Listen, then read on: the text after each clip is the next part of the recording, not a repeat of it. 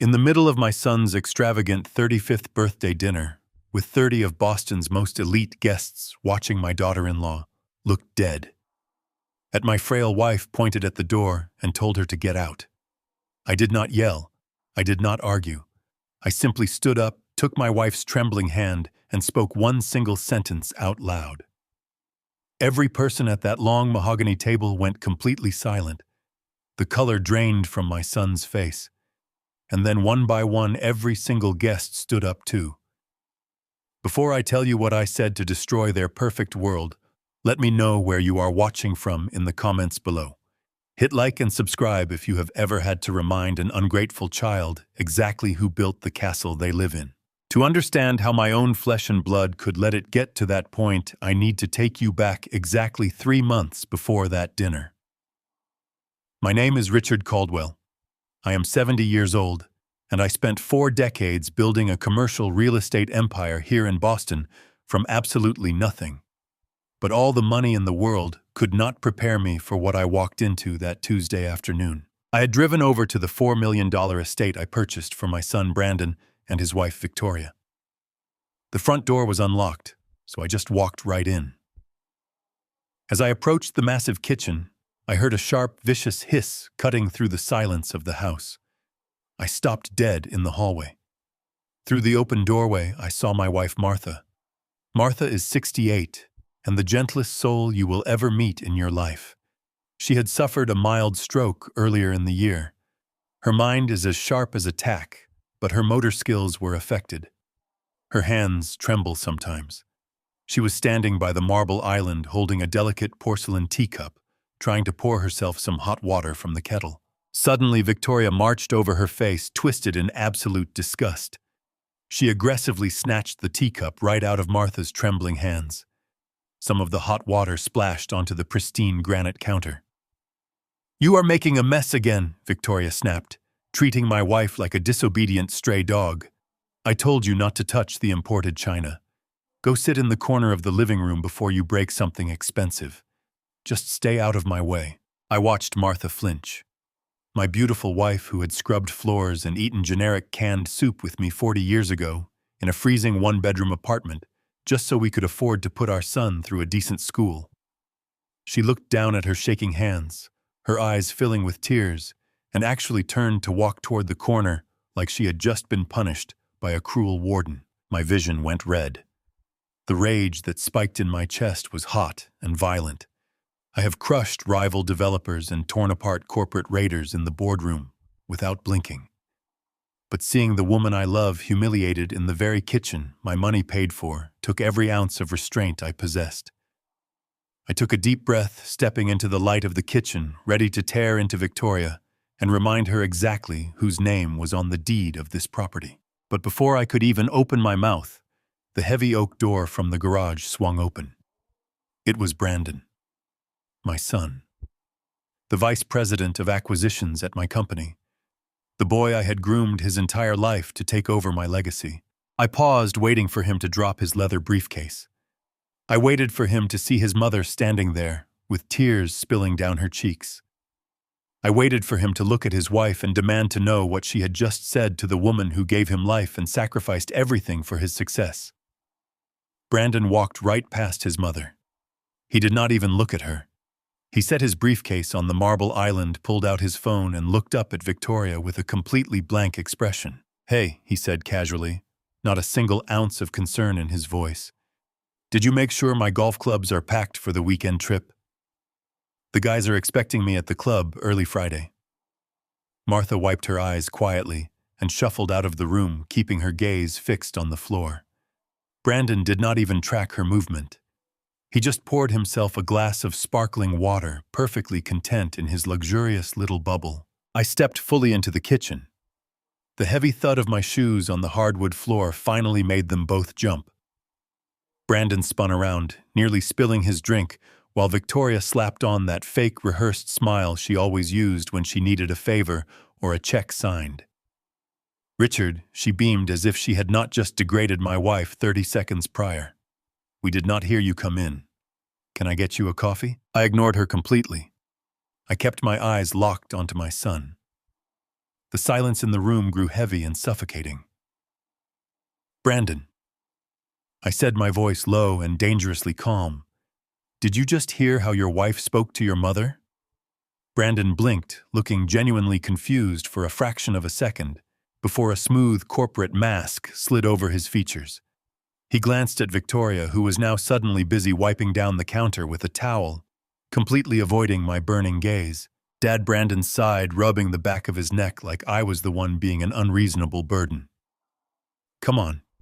Do not make a big deal out of nothing. Victoria is just stressed out right now. You know how hard she is working to get the house ready for my birthday gala next month. It is a lot of pressure managing all the catering and the guests. A lot of pressure," I repeated, stepping closer to him so he could see the absolute fury in my eyes. "She just ordered your mother to go sit in a corner like a disobedient child, in a house that I bought for you." Brandon let out a long breath, lowering his voice into a patronizing tone, the exact kind of tone a doctor uses to calm down an irrational patient. "Dad, listen to me. Mom's stroke really did a number on her. She's getting clumsy. She forgets things all the time. Victoria is just trying to keep the house intact and keep Mom safe from hurting herself with hot water or broken glass.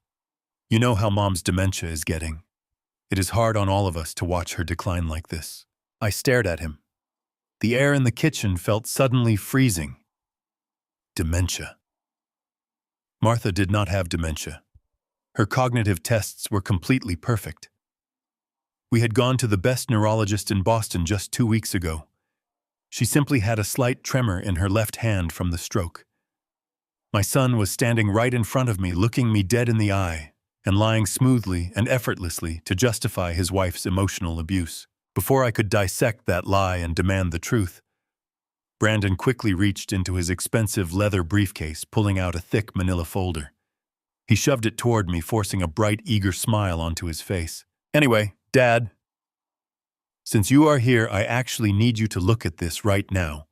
We need to expedite the escrow on that new waterfront development downtown. I need your signature to release $3 million today, or we lose the bid to our competitors. You know how aggressive the market is this quarter." He held a silver pen out to me, but as I reached for the paperwork, I noticed it. His hand was shaking. Not a medical tremor like his mother's. It was the adrenaline-spiked shake of a man who was terrified of getting caught. He needed that money released immediately, and he was using my anger to distract me from reading the fine print. And right then, my gut told me that the blatant disrespect in this kitchen was just the tip of a very dark, very expensive iceberg. The icy evening wind sweeping off the harbor whipped around us, carrying the distant sounds of city traffic and the low hum of luxury engines idling in the valet line. I stood on the pavement outside the grand entrance of the restaurant, my hands pushed deep into the pockets of my worn corduroy jacket. A few yards away, Charles Kensington and his wife stepped into the cavernous back seat of their chauffeured Maybach. They did not look back. They did not offer a polite farewell. They simply vanished behind tinted glass, entirely satisfied with the thorough humiliation they believed they had just inflicted upon a poor, insignificant old man. But my attention was not on their retreating taillights. My eyes were fixed on my daughter. Natalie stood under the pale glow of the street lamp, her slender shoulders trembling in her modest wool coat. She clutched her simple handbag against her chest, as if it were a shield. When she looked up at me, the reflection of the streetlights caught the heavy tears pooling in her dark eyes. "Dad, I am so unbelievably sorry," she whispered, her voice cracking under the weight of an embarrassment she never should have had to carry. I had no idea they were going to behave like that. I had no idea they would order those vintage wines and the imported caviar when they knew you insisted on paying. They did it on purpose. They wanted to make you sweat. She took a shaky breath, clearly trying to hold back a sob. She works grueling 12-hour shifts at the pediatric ward of the city hospital. She knows the exact value of $1. She knows what it means to stand on your feet all day just to keep the lights on and put food on the table. To her, the astronomical bill I had just quietly settled inside that private dining room represented months of backbreaking labor. She thought I had just drained my meager retirement savings just to preserve my dignity in front of her future in-laws. She quickly unzipped her handbag and pulled out her smartphone, her fingers frantically tapping the screen. "Let me send you the money right now. I have enough in my savings to cover my half, and Preston can pay for his parents. I will not let you take the financial hit for their arrogance. Please, Dad, just give me a second to open the banking app." I stepped forward and gently placed my hand over hers, lowering the phone. I looked into her earnest, beautiful face. She had her mother's eyes full of genuine compassion and fierce loyalty. "Natalie, stop," I said, my voice steady, projecting the calm, reassuring warmth of a simple, hard-working father. "Put the phone away. A father always provides for his daughter, especially for a dinner celebrating her upcoming wedding. It is a drop in the bucket compared to the joy of seeing you happy. I do not want you spending a single dime of your hard-earned salary on a dinner bill. You save that money for your future." "But Dad," she protested, a tear finally escaping and tracking down her cold cheek. "You cannot afford this. You have worked in construction your entire life. You should be resting, not paying for people who look down on you. The way Mrs. Kensington commented on your watch. The way Mr. Kensington laughed when you said you still drive your old truck. It was disgusting. I am so ashamed." I smiled gently, reaching up to wipe the tear from her cheek with my rough, calloused thumb. "The opinions of people who measure a man by the brand of his watch mean absolutely nothing to me, sweetheart. I am proud of the life I have lived. I am proud of the daughter I raised. That is all the wealth I need tonight. Now go home. Get some rest. You have an early shift at the hospital tomorrow, and those children need their favorite nurse." She threw her arms around my neck, holding me in a tight, desperate embrace. I hugged her back, resting my chin on the top of her head. "I love you, Dad," she murmured against my shoulder. "I love you too, kiddo. Always." I stood on the curb and watched as she walked over to her sensible 10-year-old sedan. She climbed inside the engine, sputtering slightly before coming to life. I did not move until her taillights merged with the heavy flow of the downtown traffic and disappeared completely from my view. Once she was gone, the warm, grandfatherly smile slowly faded from my face. My posture shifted. The subtle hunch in my shoulders, the weary stance of an aging laborer, vanished in an instant. I turned and walked away from the bright lights of the restaurant entrance, heading toward the darkest, furthest corner of the parking garage. There, sitting among a sea of gleaming Porsches and spotless Range Rovers, was my vehicle. A rusted, dented 2010 Ford F-150. The paint on the hood was peeling, and the rear bumper bore the scars of countless supposed construction sites. It was the perfect camouflage. I unlocked the heavy door, the hinges letting out a metallic groan that echoed loudly in the quiet garage. I climbed into the driver's seat, pulled the door shut, and locked it. The heavy thud sealed me in absolute silence, cutting off the noise of the city outside. The scent of stale coffee and old motor oil filled the small cabin. I reached over to the glove compartment and popped the latch. A chaotic pile of crumpled diner receipts, faded toll tickets, and a cheap plastic tire gauge spilled forward. I callously pushed the garbage aside, reaching my hand deep into the back of the compartment until my fingers brushed against a hidden biometric scanner. I pressed my thumb against the small sensor. A faint mechanical click sounded as a hidden panel dropped down from the ceiling of the glove box. Resting inside the concealed compartment was a sleek, matte, black, encrypted satellite phone. It was a custom piece of hardware untraceable by standard cellular towers, equipped with a direct, secure line to the highest tiers of global banking and private intelligence. A tiny green light pulsed rhythmically on the top edge, cutting through the shadows of the truck. I picked up the device, feeling its heavy, expensive weight in the palm of my hand. I stared out through the dusty windshield, the events of the evening replaying in my mind with crystal clarity. I had played the role of the impoverished, struggling father perfectly. I had maintained this elaborate charade for a very specific reason. When I built my commercial real estate empire from nothing, amassing billions in assets, I made a vow to keep Natalie shielded from the toxic, parasitic reality of extreme wealth. I raised her in a normal neighborhood. I paid for her nursing school anonymously through a supposed scholarship. I wanted her to build character. I wanted her to understand the value of a hard day's work. Most importantly, that I wanted to protect her from the gold diggers, the social climbers, and the ruthless opportunists who prey on the children of billionaires. When she brought Preston Kensington home, introducing him as the heir to a prominent investment banking family, I kept my identity buried. I let them believe I was just a retired blue-collar contractor living on a fixed pension. I wanted to see how the mighty Kensingtons treated people they believed were beneath them. But as I sat alone in the dark cab of my truck, my thumb hovering over the encrypted keypad, a cold, unsettling realization washed over me. True wealth whispers. It does not need to scream.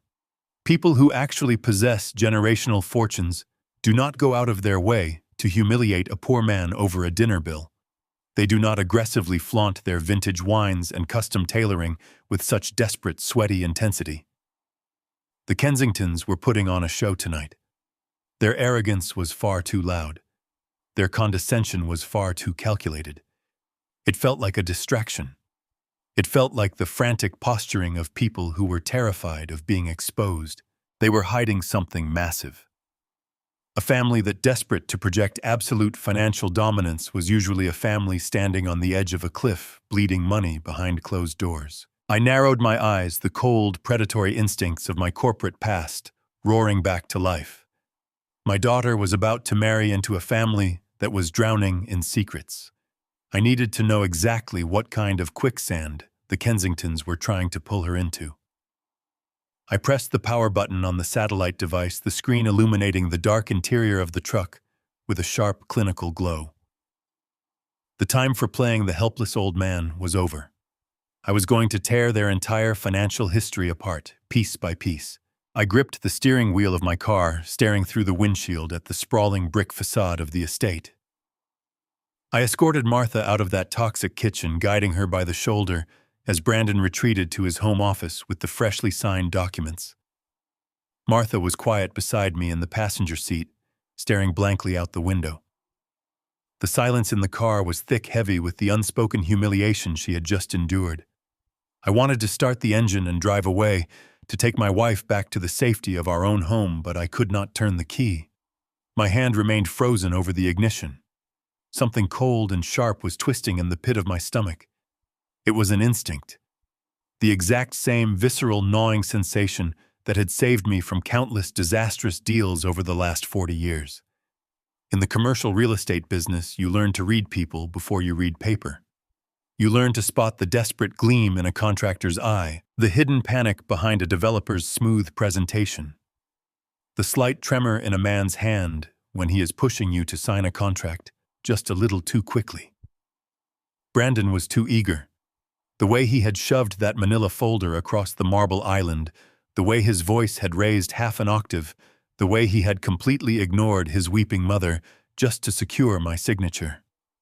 He needed that $3 million released immediately, and he had used my protective rage over Victoria's cruelty as a smokescreen so I would not read the fine print. I reached into the center console and pulled out my encrypted work tablet. I did not care that we were still parked in his driveway. I needed to see exactly where my money was going. The screen bathed the dark interior of the car in a pale, clinical glow. As the secure banking portal loaded, my mind began to race, piecing together fragments of a puzzle I had willfully ignored for months. Brandon earns a generous salary as the Vice President of Acquisitions. $300,000 a year is a remarkable income for a man his age. It is more than enough to live a life of absolute comfort. But over the past 12 months, his lifestyle had mutated into something entirely different. It had become grotesque. I thought about the brand new 60-foot yacht he had proudly showed off at the marina last summer. He had claimed it was a corporate lease, a perk for entertaining high-net-worth clients. Then there were Victoria's endless diamond purchases, the custom couture dresses, the frequent weekend getaways to private villas in St. Bart's and Monaco. Whenever I questioned their spending, Brandon always had a slick, polished answer ready. He would mention successful stock market trades, or a brilliant cryptocurrency investment, or a silent partnership in a lucrative tech startup. As a father, I had wanted to believe that I had raised a financial genius. I wanted to believe my son was simply exceeding all my expectations. But as I sat in the cold car, the basic mathematics of his reality finally crashed down on me. The numbers simply did not add up. They never had. You cannot finance a billionaire's lifestyle on a vice president's salary without cutting corners or crossing lines. My private banking dashboard finally materialized on the screen. I navigated straight to the pending corporate transfers. The $3 million authorization I had just signed in the kitchen was already actively processing. My eyes scanned the digital ledger, moving past the approval codes and down to the destination account. The funds were not being routed to the established escrow account for the waterfront development project downtown. The routing numbers were entirely unfamiliar. I clicked on the recipient details, and the breath hitched in my throat. The money was being funneled into a private holding account registered to a shell company in Delaware. The company was named Vanguard Horizon Holdings. It had absolutely no connection to the real estate developers we were supposed to be partnering with. It was an invisible entity, a black hole designed to swallow capital and mask its true destination.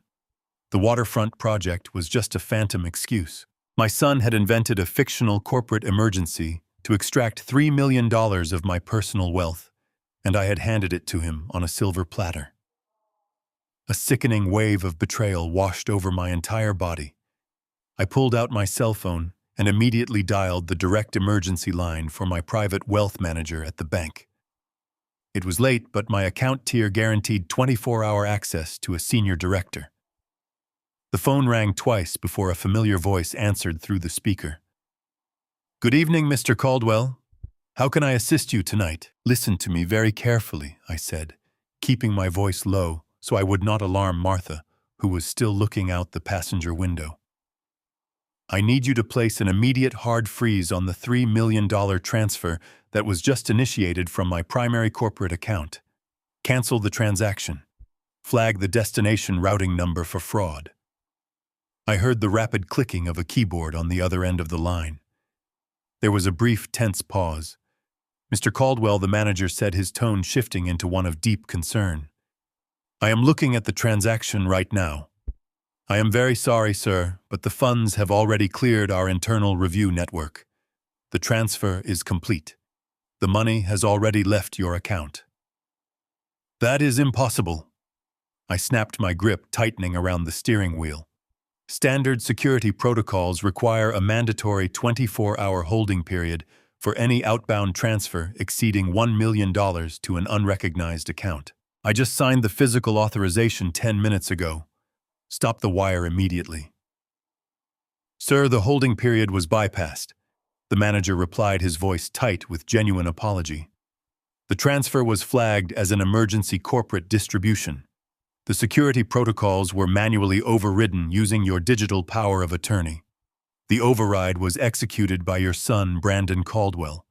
He submitted the electronic authorization codes simultaneously with your physical signature. He had everything queued up and ready to push through the system the exact second your signature was verified. The transaction is airtight. There is nothing I can do to pull the funds back tonight." I lowered the phone from my ear. The line went dead, leaving me in absolute suffocating silence. I stared blankly at the front door of the mansion, the grand entryway illuminated by soft, expensive security lights. My own flesh and blood. The boy I taught to ride a bicycle, the young man I had personally mentored in the boardroom, had just stolen $3 million from me. And he had done it with the cold, calculated precision of a seasoned criminal. He had used his mother's public humiliation as a theatrical distraction. He had weaponized my love and my protective instincts, knowing I would be too angry at his wife to double-check his paperwork. He was now deliberately robbing me blind. I sat in the cold, quiet cabin of my car, staring at the digital confirmation on my phone screen. The urge to kick down the heavy oak door of that mansion, march into my son's home office, and demand the immediate return of my $3 million was swiftly overwhelming. My chest burned with a furious, suffocating heat. But men who build empires do not act on raw emotion. We act on leverage. Confronting Brandon now would only tip him off. He would scramble to hide his tracks, destroy corporate servers, or worse, manipulate the narrative to make it look like a simple administrative error. I needed to know exactly how deep the rot went before I amputated the limb. I put my car into drive and pulled out of his pristine neighborhood, leaving my wife inside the house for just a little while longer. I headed straight toward the financial district of Boston.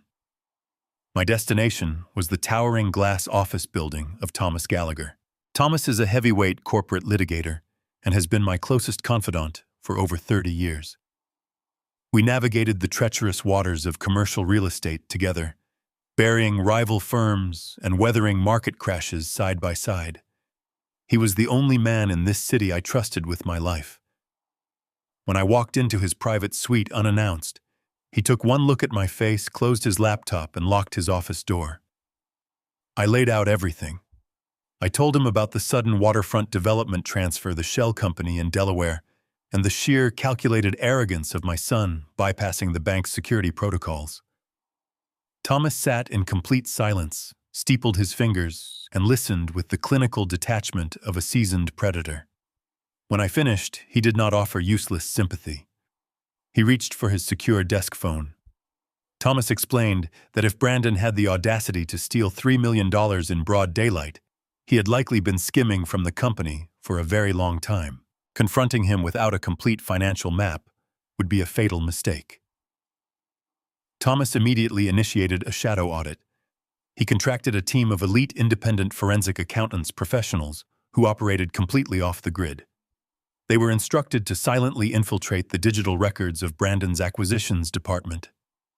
Tracing every contract and every offshore wire transfer my son had authorized over the last 3 years, the net was being cast in absolute secrecy. With the legal machinery quietly turning in the background, I drove back to the sprawling estate in Lincoln Park to bring Martha home. By the time I walked back through the front door, the house was unnervingly quiet. Brandon and Victoria were nowhere to be seen. The grand foyer felt less like a home and more like a mausoleum. I walked up the sweeping spiral staircase heading toward the guest wing where Martha usually rested. As I approached the room, I noticed the heavy wooden door was firmly shut. Not just closed, but locked from the outside with a thick brass deadbolt that had recently been installed. I felt a cold knot form in my stomach. I unlocked the door and pushed it open. The room was cast in deep shadows. The heavy velvet curtains were drawn tight, blocking out the afternoon sun. Sitting on the edge of the mattress, completely alone in the dark, was my wife. Martha looked incredibly small. She was clutching her hands together in her lap, staring blankly at the wall. I rushed to her side, dropping to my knees and taking her cold, trembling hands in mine. I asked her what was wrong, why she was sitting in the dark with the door locked. Martha looked at me, her eyes brimming with a profound, quiet terror. She whispered that Victoria had fired Elena, the sweet patient private nurse who had been caring for Martha since her stroke.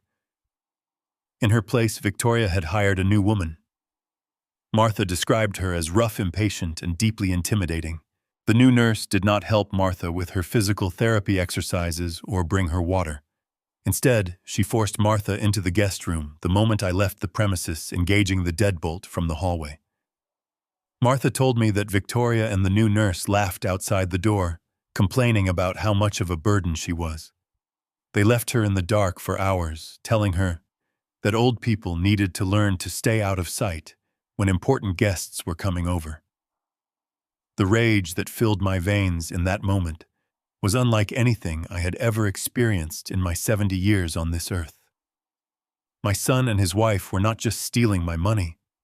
They were actively terrorizing the woman I loved, treating her like an unwanted prisoner in the very home I had purchased with my own sweat and blood. I wanted to tear the house apart. I wanted to find Victoria and demand she look me in the eye. But the cold, calculating voice of Thomas Gallagher echoed in the back of my mind. We needed absolute proof. We needed to know exactly what was happening behind closed doors when I was not around to protect her. If I confronted them now, Victoria would simply deny it. She would play the victim.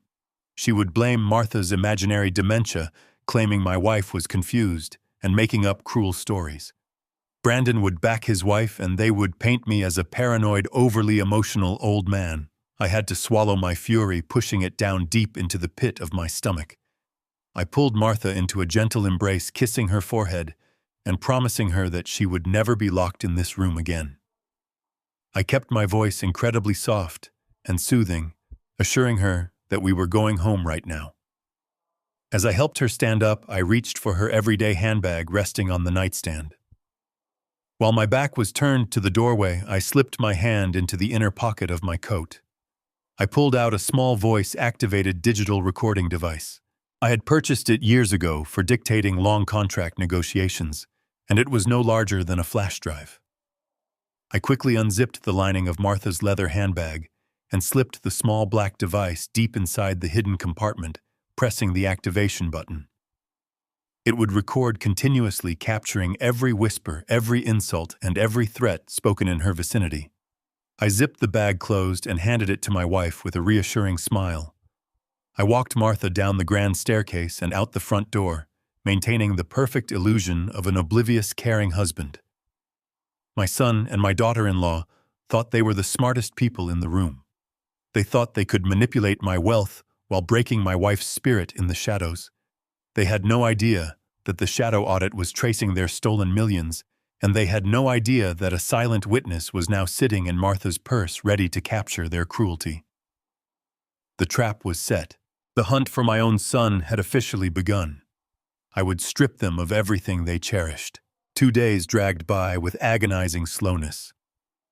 I maintained my daily routine, going into the office, signing standard paperwork, and exchanging pleasantries with my son, as if the earth had not shattered beneath my feet.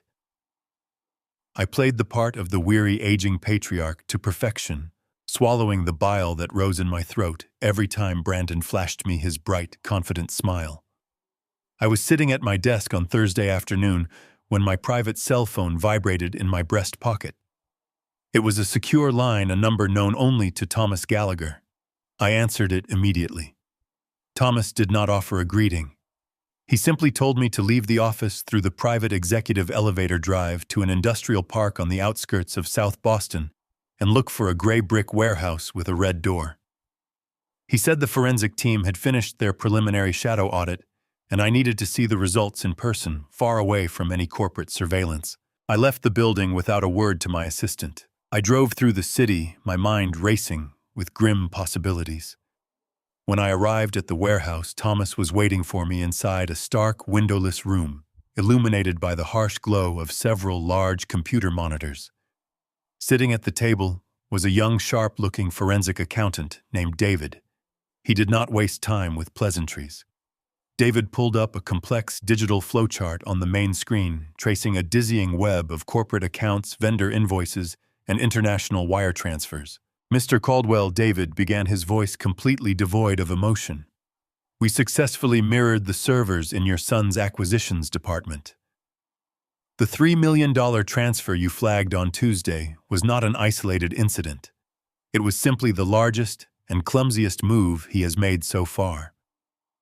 He was getting desperate, probably to fund a specific upcoming expense, but he has been siphoning money from your company for over 2 years. I stared at the screen, my chest tightening. I asked him to give me the final number. David clicked a button, and a bold red figure materialized at the bottom of the screen.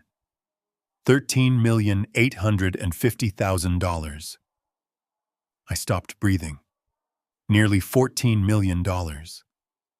My own son had stolen $14 million from the empire I built. He was brilliant about it, Thomas interjected, his tone heavy with grim respect. He did not steal large lump sums until this week. He bled you with 1,000 tiny cuts. He created phantom contracting firms, inflated the invoices for raw materials on your commercial builds, and approved consulting fees for shell companies that provided absolutely no services.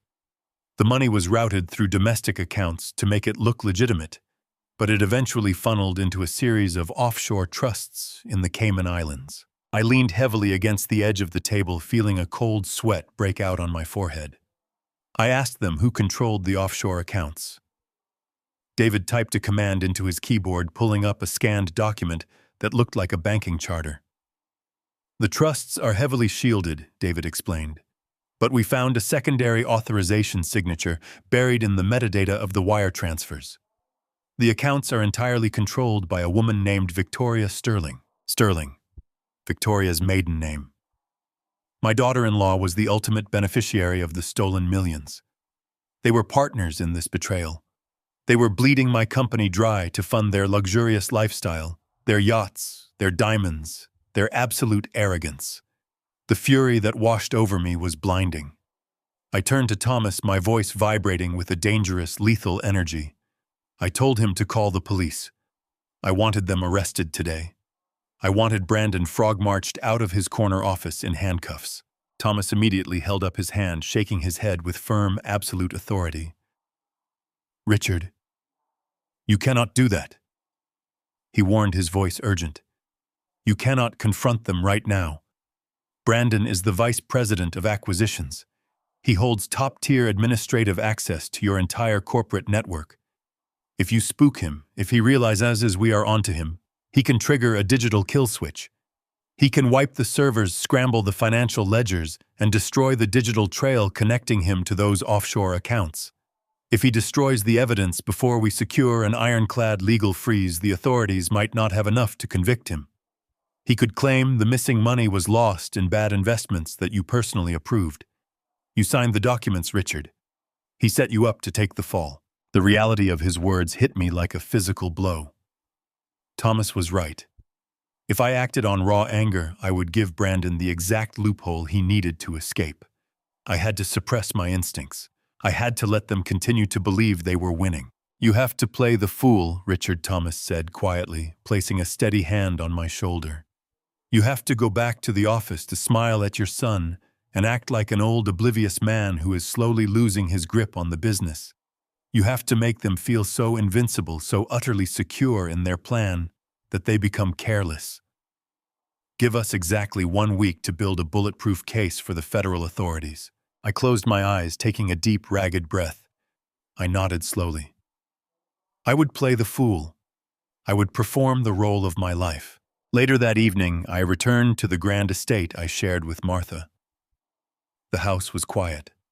I found my wife sleeping peacefully in our bedroom, her chest rising and falling in a gentle, steady rhythm. I stood over her for a moment, feeling a profound wave of protective love. Then I quietly walked over to the dresser, unzipped her leather handbag, and retrieved the small recording device I had hidden there the previous afternoon. I took the device down the hall to my private soundproof study. I locked the heavy wooden door behind me, sat at my mahogany desk, and plugged the small black drive into my encrypted laptop. I put on my noise-canceling headphones and pressed play. For the first 30 minutes, there was nothing but the rustling of fabric, the clinking of silverware, and the distant hum of the television. But then the audio shifted. I heard the sharp, unmistakable click of a heavy deadbolt sliding into place. The door to the guest room at Brandon's house had been locked. I heard Martha let out a soft, frightened whimper. Then I heard Victoria's voice. It was cold, sharp, and dripping with absolute venom. "Stop crying, you pathetic old woman," Victoria hissed. Her voice was terrifyingly clear on the recording. "I cannot stand the sound of your whining." I heard the heavy thudding footsteps of the new nurse walking across the room. She spoke next, her voice gruff and dismissive. "Do you want me to give her the sedative again, Vic? She is going to give me a migraine with all this sniffling." "Vic." The nurse had just called my daughter-in-law Vic. A professional medical caregiver would never use such a casual, intimate nickname. "No, leave her alone," Victoria replied. "We need her system clean for next week. Just keep her locked in here until Richard comes back to pick her up. By the way, how is your mother doing? Did she get the money I sent for her rent?" "Did, thanks," the nurse replied.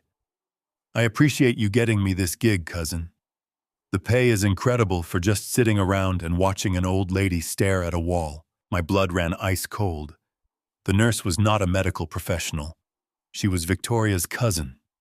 They had brought a completely unqualified family member into the house to act as a jailer for my vulnerable wife. I gripped the edge of my desk, my knuckles turning white, as I continued to listen to the horrifying conversation playing out through the headphones. "Just do not mess this up," Victoria warned her cousin, her tone shifting into something deadly serious. "Next Thursday is the most important day of our entire plan." Brandon finally secured the appointment with Dr. Eris. The medical evaluation is locked in for 3 o'clock in the afternoon. A medical evaluation. I sat frozen in my leather chair.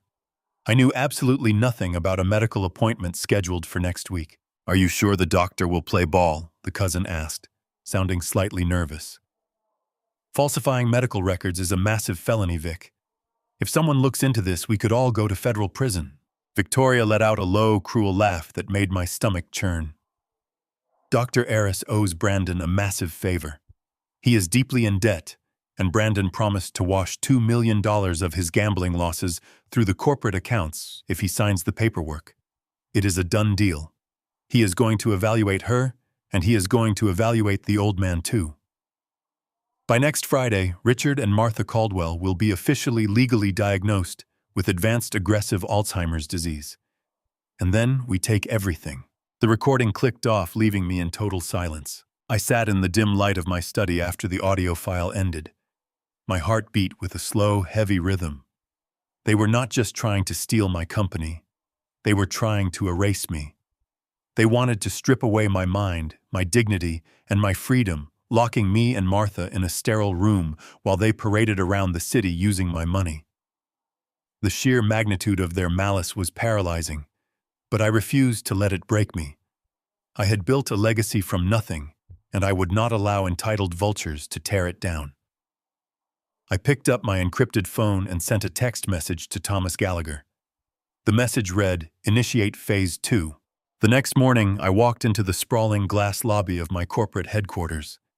Usually, I entered the building with my shoulders squared, projecting the commanding presence of a man who owned every brick and steel beam in the structure.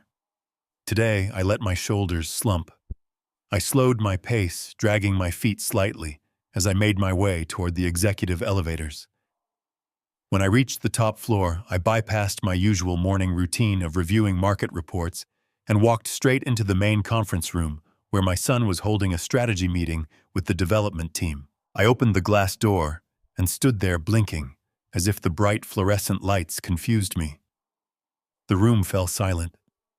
Brandon looked up from his tablet, his eyes narrowing as he assessed my posture. I walked over to the head of the table and took my seat, letting out an exaggerated sigh. I rubbed my temples, putting on the performance of a lifetime. I looked across the table at one of my oldest project managers, a man I had known for 20 years. I stared at him blankly and asked him to introduce himself. The room shifted uncomfortably. I watched the manager swallow hard before gently reminding me of his name and his role. I nodded slowly, offering a weak apology, claiming I had not slept well, and my mind felt foggy lately. Out of the corner of my eye, I watched Brandon. He played the part of the concerned son perfectly for the audience, placing a comforting hand on my shoulder and offering me a glass of water. But behind that mask of filial devotion, I saw something monstrous. I saw a flash of predatory glee. His eyes lit up with the thrill of a scavenger watching its prey stumble. He truly believed his plan was working. He believed the stress of the business and his mother's declining health were breaking my brain. He thought the empire was falling right into his lap. Later that afternoon, Brandon came into my office and gently closed the heavy mahogany door. He sat in the leather chair across from my desk, leaning forward with manufactured sympathy. He told me the incident in the conference room had worried him. He said I looked exhausted, that the weight of the company was becoming too much for a man my age to bear. He suggested I step away from daily operations for a little while to focus on resting and caring for Martha. He spoke with a smooth cadence, weaving his trap with expert precision. Then came the escalation. Brandon casually mentioned that the upcoming board votes and closing signatures for new acquisitions would require constant attention. He leaned back in his chair and offered what sounded like a generous solution. He asked me to sign over a temporary proxy of my voting rights. Just a limited power of attorney, he assured me, valid only for 30 days, allowing him to handle the stressful administrative duties while I took a vacation. I looked down at my hands, forcing them to tremble against my desk. I played the part of a defeated old man clinging to the last remnants of his pride. I offered a token resistance, arguing I had never surrendered my voting rights in 40 years. Brandon countered beautifully, using Martha as leverage. He reminded me that she needed me at home, not stressed out in a boardroom. I finally let my shoulders fall, nodding in quiet resignation. I told him to have his legal team draft the proxy documents. As soon as Brandon left my office, I called Thomas Gallagher. I instructed him to draft the temporary proxy agreement himself. Thomas is a master of corporate law. He wrote a document that looked completely legitimate to the untrained eye, filled with complex jargon and official seals. However, buried deep within the convoluted clauses was a fatal structural flaw. The proxy was legally null and void. It granted Brandon the illusion of power while giving him nothing at all. The next day, Brandon brought a notary into my office. I signed the documents Thomas had prepared, my hand shaking deliberately as I dragged the pen across the dotted line. Brandon watched the ink dry with a look of supreme triumph. He took the folder, thanked me for trusting him, and promised he would make me proud. He floated out of the office, eager to exercise his new imaginary authority over the corporate empire. I packed up my briefcase and took the private elevator down to the underground parking garage. I felt a grim sense of satisfaction. I had given them enough rope to hang themselves. I climbed into the driver's seat of my car and started the engine. The trap was perfectly set. The forensic accountants were compiling the final dossier of Brandon's offshore embezzlement. The hidden microphone in Martha's handbag was documenting every cruel threat Victoria uttered. Now Brandon believed he held the keys to the kingdom, unaware the lock had been changed. I pulled out of the garage and merged into the heavy afternoon traffic, preparing myself for the final phase of their destruction. As I sat at a red light, my private cell phone vibrated violently in my pocket. It was a high-priority security alert. I pulled the device out and stared at the glowing screen. The notification was not from my corporate banking portal. It was an emergency flag from the private wealth management firm holding my personal retirement accounts. These were the highly secured funds I had spent 4 decades building, the money meant to care for Martha if anything ever happened to me. I opened the encrypted message. Someone was attempting to bypass the biometric security walls to initiate a massive unauthorized withdrawal. They were trying to drain $7 million directly from my private reserve. I stared at the blinking red text. Brandon was no longer satisfied with slowly bleeding the company accounts. He was not waiting for the medical evaluation to secure his fraudulent conservatorship. He wanted everything right now. The proxy document I had signed must have made him feel invincible. His arrogance had mutated into a ravenous greed. He was moving in for the kill, trying to empty my personal life savings before I made it home. He thought he had outsmarted the clueless old man. He was absolutely wrong. He had no idea he was walking straight into an inferno. I kept my eyes fixed on the blinking red security alert, illuminating the dark interior of my car. Brandon had tried to drain $7 million from my personal retirement reserve, believing the limited proxy I had just signed gave him absolute financial dominion. He was blissfully unaware that Thomas Gallagher had drafted that proxy to be a legally worthless piece of paper. I tapped the screen and connected directly to the fraud department of my wealth management firm. I did not raise my voice once. I simply gave my secure passcode and instructed the director to hard freeze the entire portfolio. I told him to deny the withdrawal flag, the authorization as a hostile breach, and lock down every single asset under my name. The director confirmed the mandate immediately. Brandon would receive a generic system error on his end, a temporary network failure that would keep him frantically clicking his mouse. completely oblivious to the fact that I had just slammed an iron vault shut on his greedy fingers. I ended the call, placed the phone back into my pocket, and finally drove home, the cold, dark anticipation of war settling deep into my bones. The house was perfectly silent by the time midnight rolled around.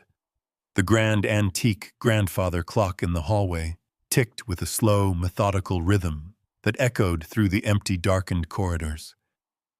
I walked softly into the master bedroom. Martha was fast asleep, her breathing shallow and incredibly steady. She looked so fragile, resting against the pillows, so entirely trusting of the world around her, completely unaware of the monsters circling her bed.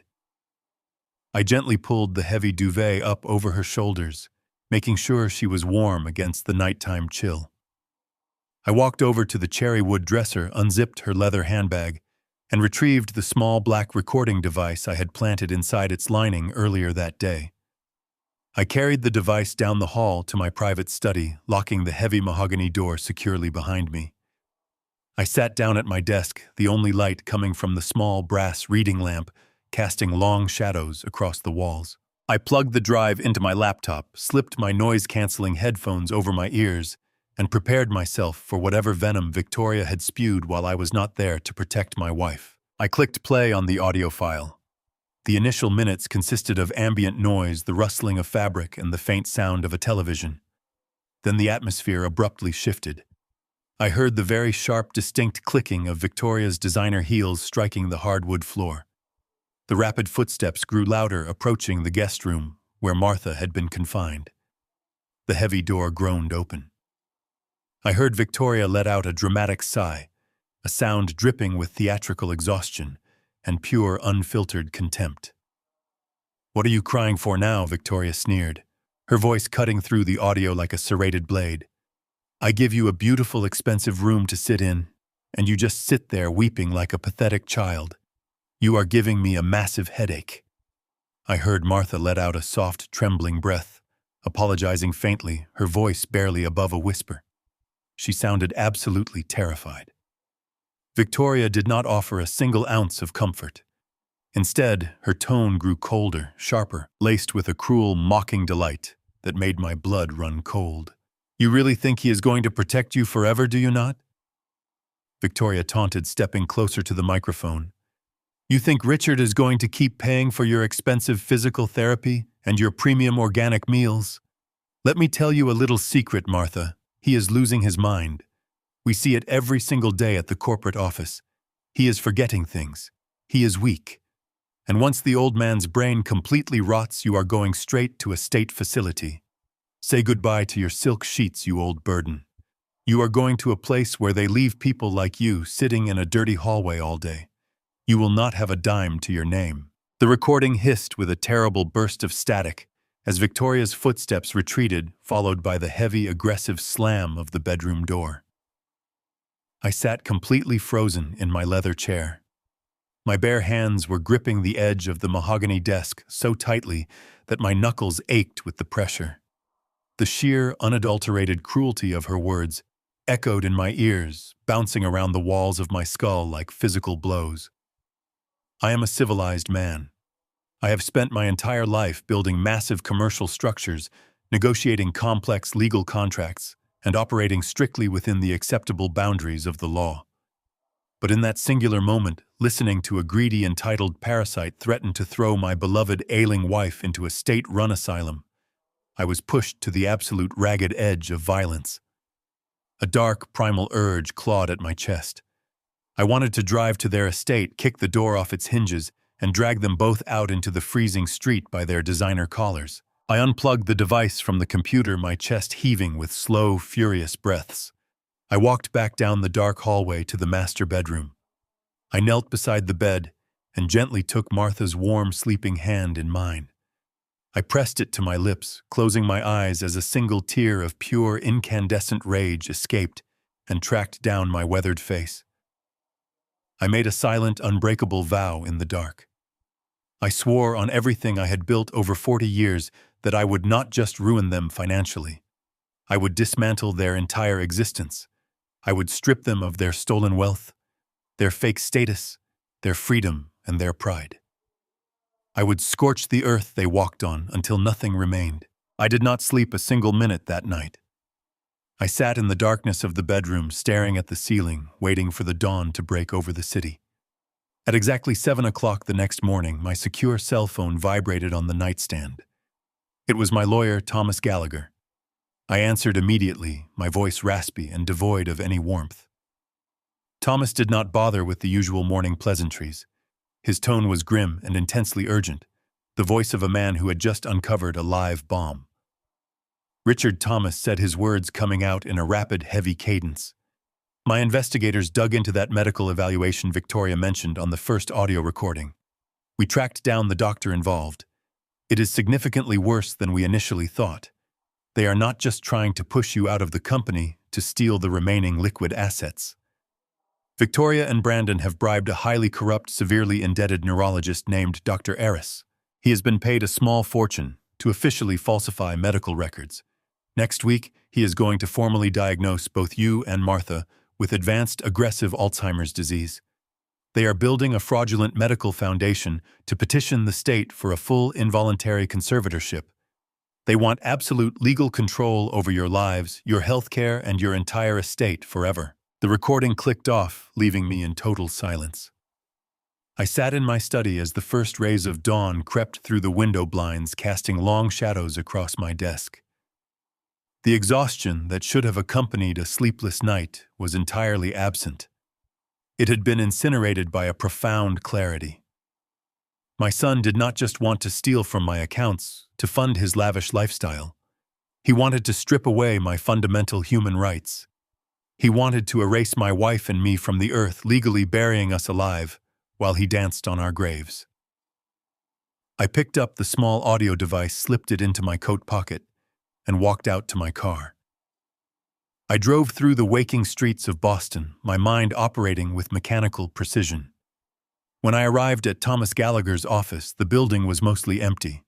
Thomas was already waiting for me in his private conference room, nursing a cup of black coffee. He took one look at my face and knew the situation had drastically escalated. I placed the recording device on the glass table and pressed play. We sat in silence as Victoria's venomous voice filled the room, detailing the bribed neurologist, the faked diagnosis, and her sickening plan to throw Martha into a state facility. When the audio finished, Thomas did not say a word. He stood up, walked over to his desk, and pulled out a thick, sealed legal dossier his investigators had delivered overnight. He placed it in front of me with a heavy sigh. His expression was grimmer than I had ever seen it. Richard Thomas said, his voice dropping to a grave register. My team intercepted a sealed filing submitted to the probate court yesterday. The medical evaluation they are planning for next week is not just a stepping stone.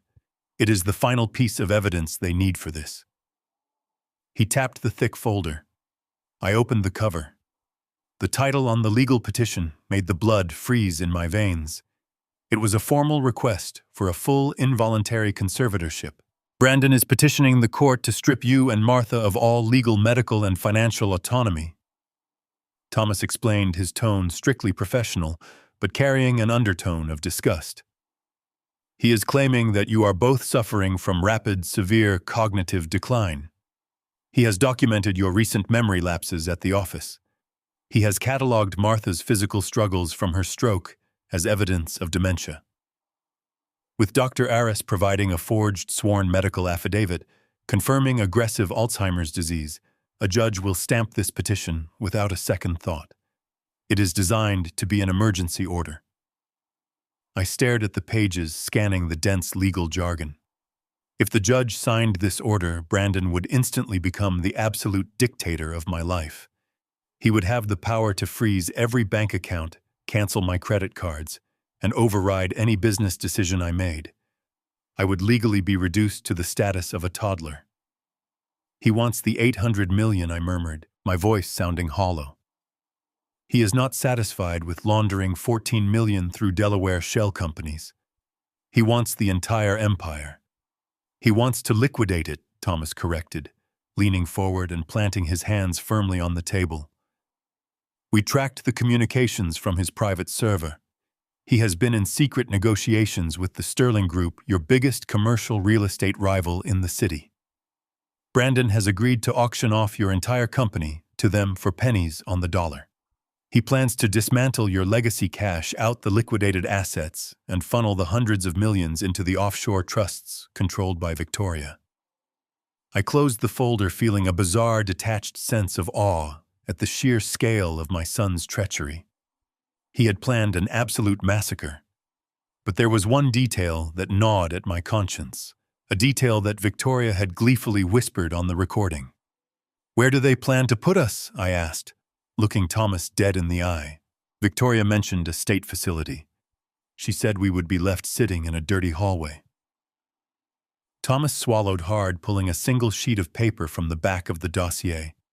He slid it across the glass table. It was a brochure for a low-income, high-security care facility located 3 hours outside of the city. "They are legally required to provide care for you under the conservatorship," Thomas explained gently.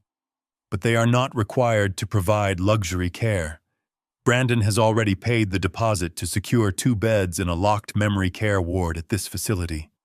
It has a terrible reputation. It is understaffed, underfunded, and strictly isolates its patients. It costs practically nothing.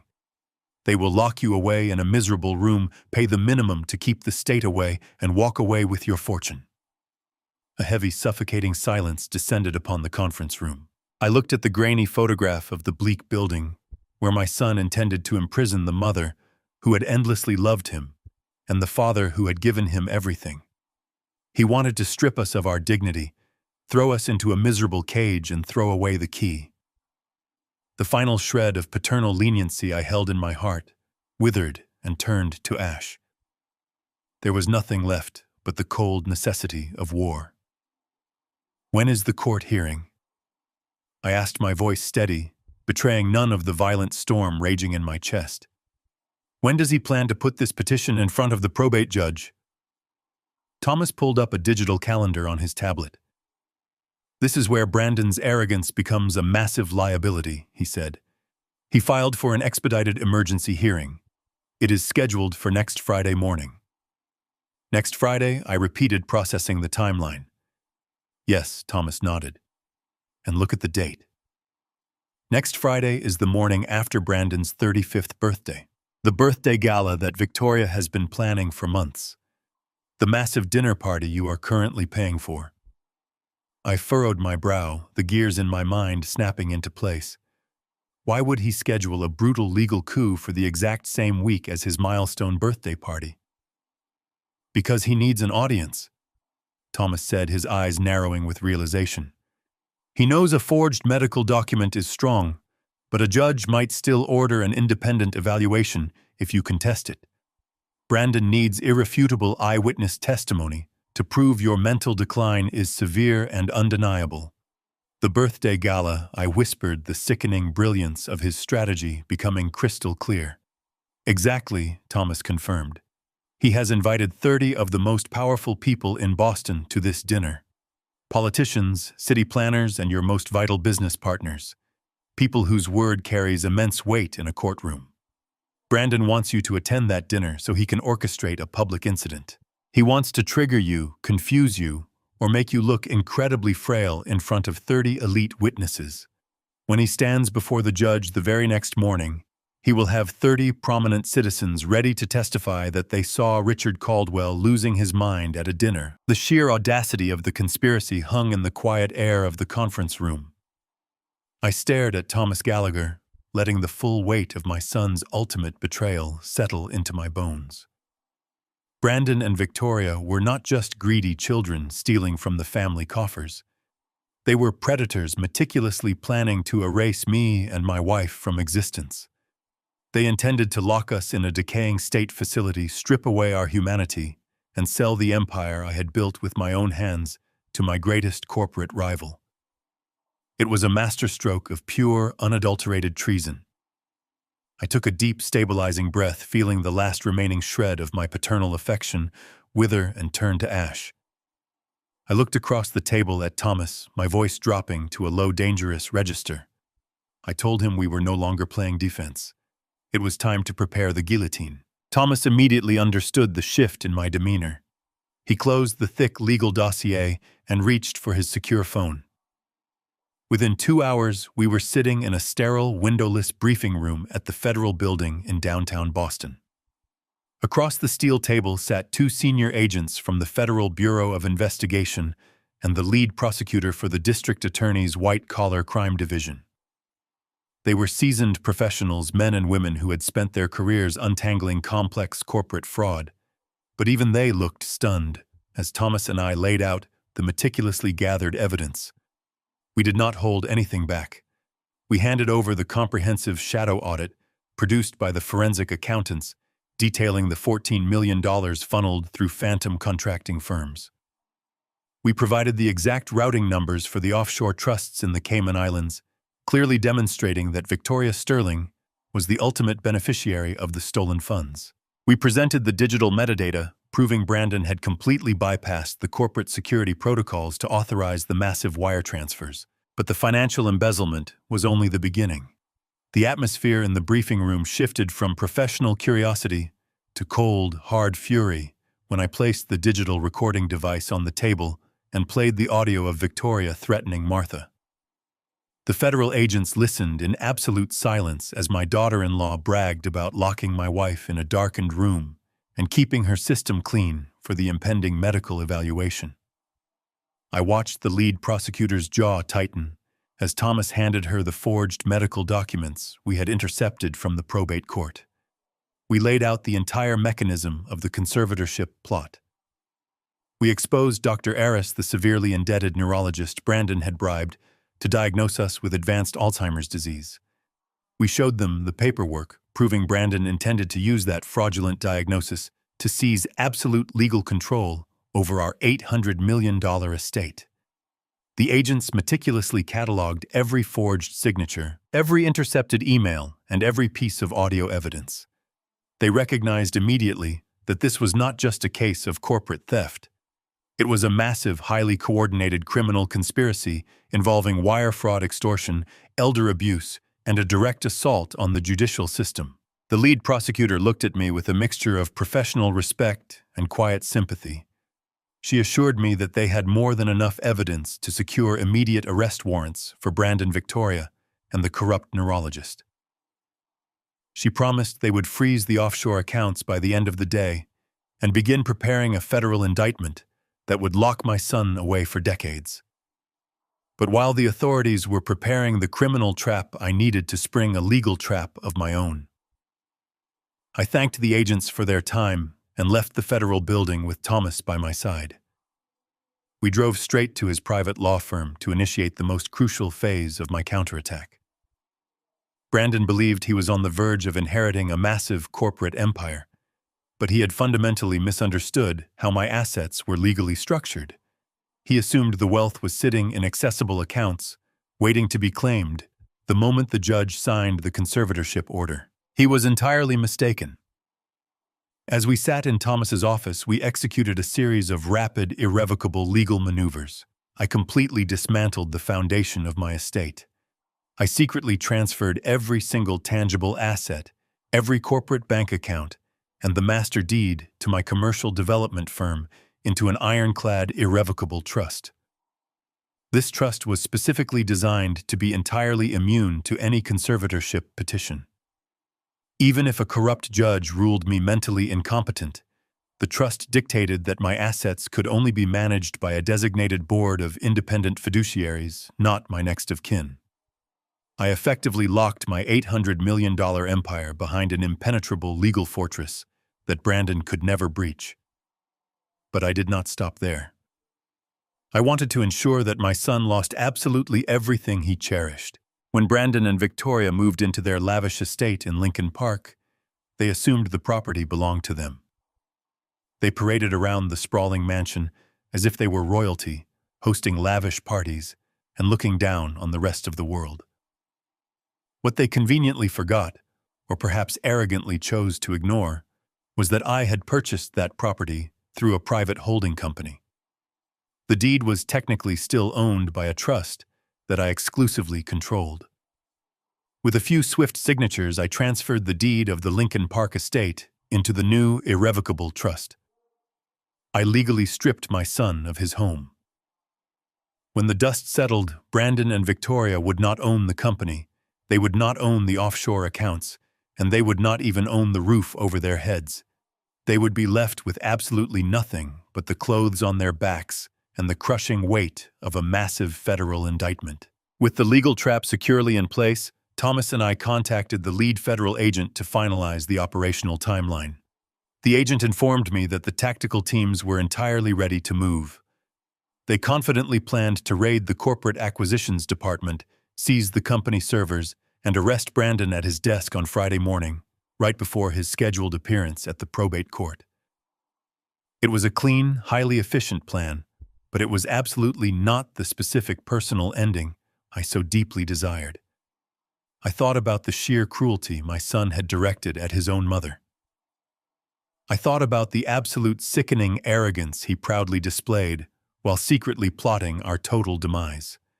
I wanted him to deeply feel the exact moment his carefully constructed, arrogant world completely collapsed around his ears in front of everyone. I looked at the federal agent through the encrypted video call and respectfully asked for one final, highly specific favor. I told him about the massive 35th birthday gala Brandon was hosting on Thursday night, the dinner party where he planned to publicly humiliate me in front of the city elite. I asked the lead agent to temporarily hold the federal arrest warrants.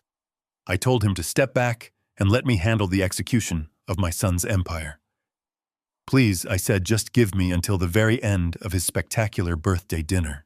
The federal agent on the secure video screen gave a slow, solemn nod. He agreed to hold the tactical teams at the perimeter of the venue. The stage was officially set.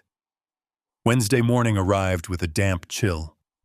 I was sitting in the formal living room when the front door swung open. Brandon walked into the room carrying a sleek black garment bag. He looked like a man who believed he had conquered the world. He was wearing a custom-fitted navy suit, his teeth gleaming in a predatory smile. He laid the bag across the velvet sofa and unzipped it to reveal a charcoal gray tuxedo. He turned to me with manufactured pity. "I brought this over for you, Dad," Brandon said, his voice dripping with a patronizing tone. "It is freshly tailored.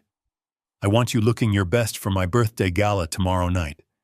Everyone in the commercial real estate world will be there." I slowly lifted my head, forcing my eyes to look vacant. I offered a weak nod. "That is very thoughtful, Brandon," I replied, letting my voice waver just enough to sound fragile. Brandon stepped closer, crouching down so he was at eye level. He placed his hands on the armrests of my chair, boxing me in. The arrogance radiating from his pores was intoxicating to him. He relished this power dynamic, unaware that he was staring into the eyes of the man who had just legally stripped him of everything. "You do not need to worry about a thing tomorrow, Dad," Brandon said, articulating his words as if I were a toddler struggling to grasp basic concepts. "Just put on the suit, come to the venue, and sit quietly. Enjoy the food. Smile for the cameras.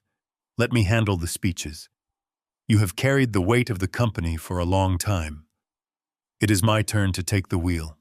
Just relax and let me steer." I looked down at my lap. I purposefully let my right hand tremble against my knee. I watched Brandon follow the movement with his eyes. A flash of malicious satisfaction crossed his face. He truly believed my mind was turning to mush. He believed the fabricated medical diagnosis was manifesting in front of his eyes. "I will do exactly as you say, son," I whispered, keeping my gaze fixed on my trembling hands. "I will just sit quietly." Brandon patted my shoulder with 2 condescending taps. "That is a good man," he said cheerfully. "I will see you tomorrow night. Do not forget to have the driver bring you around 7 tonight. We want to make a grand entrance." He stood up and walked out of the living room. I sat perfectly still, listening to his footsteps cross the marble floor, listening to the engine of his sports car roar to life. As the sound faded into the distance, I stopped the trembling in my hand. I curled my fingers into a tight fist. I watched him drive away, and I felt a profound emptiness settle over my heart. That was the last time I would ever look at Brandon as my son. The boy I had proudly walked across a university graduation stage was dead to me. The man who just walked out was a parasite who plotted to throw my wife into a decaying asylum. I felt no remorse for what was coming. I felt only the mechanical necessity of absolute justice. The calm before the storm lasted until Thursday afternoon. The sky cleared, giving way to a crisp evening. I was in the master bedroom helping Martha button her silk blouse when my private cell phone rang. It was Victoria.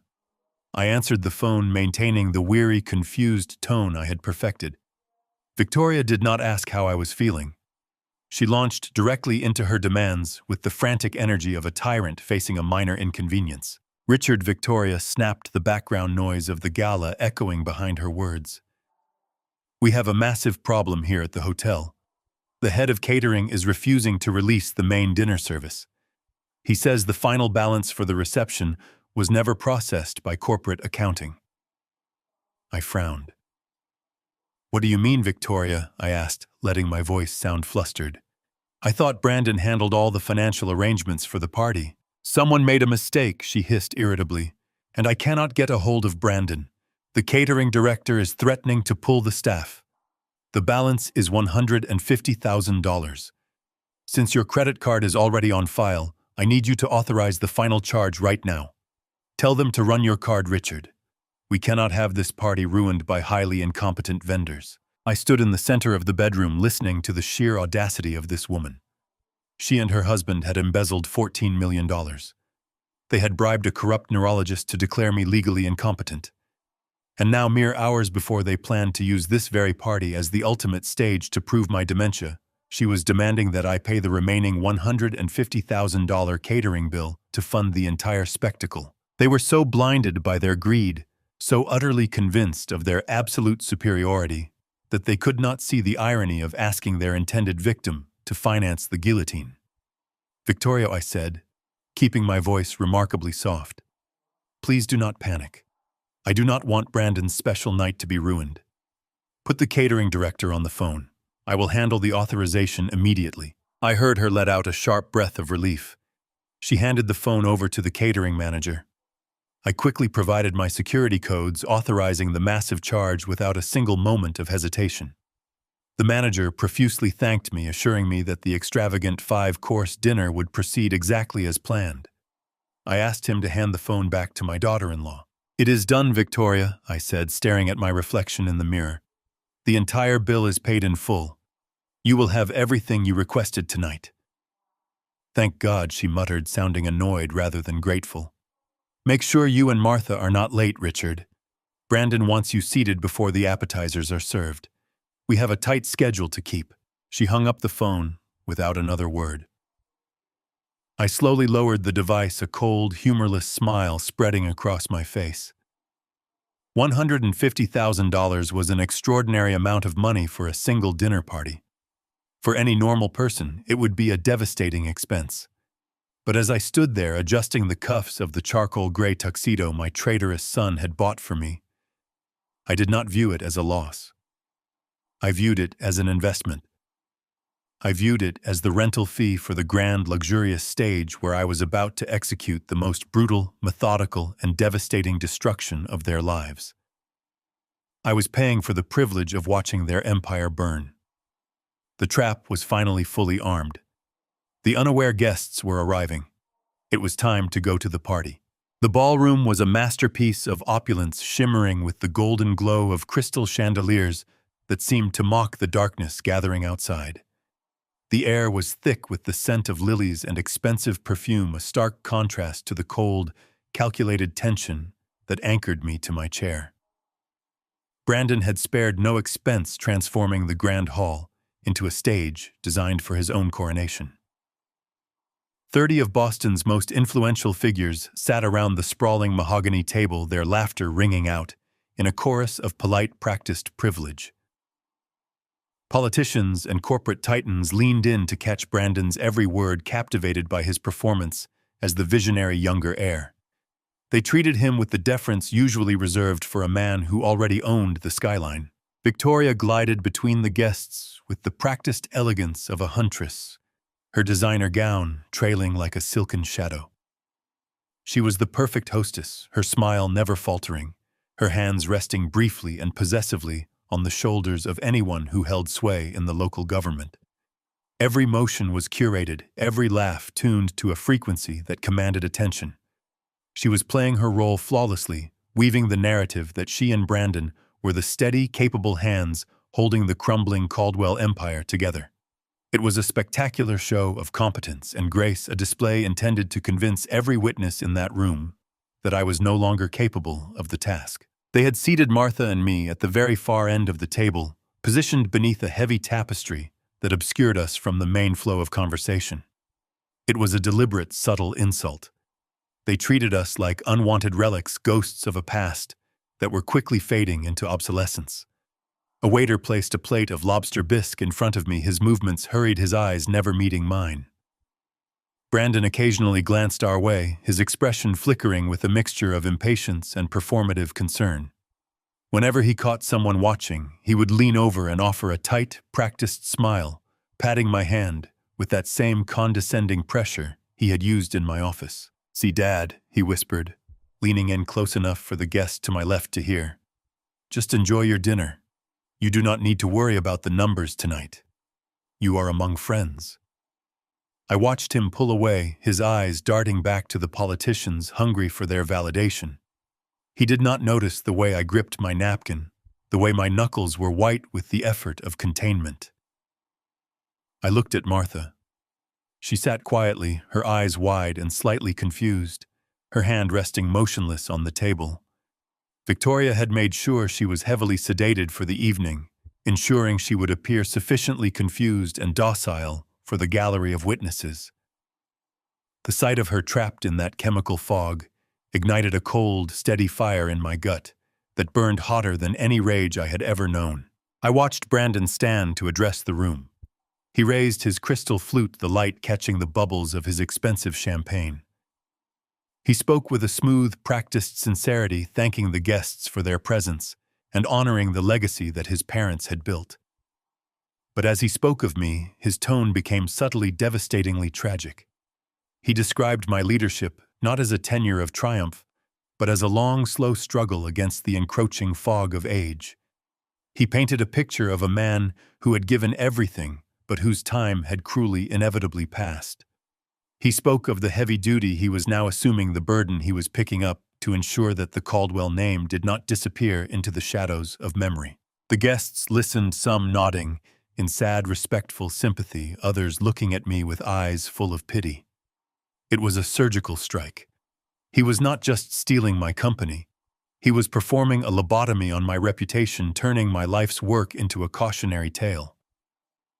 I sat through it all, my face a mask of mild confusion, nodding at appropriate intervals as if I were struggling to keep track of his speech. Every second that passed was an eternity of restraint. I felt the weight of the recording device hidden in my pocket, the sheer volume of evidence that was about to turn this entire ballroom into a crime scene. As Brandon wrapped up his speech with a flourish, praising the bright future of our new acquisitions, the heavy oak doors at the far end of the hall opened. A hush fell over the room as the butler announced a late arrival. I turned slowly in my chair. Striding into the room with an air of absolute authority was Thomas Gallagher. He was not on the guest list, and the sudden shift in Brandon's expression was immediate.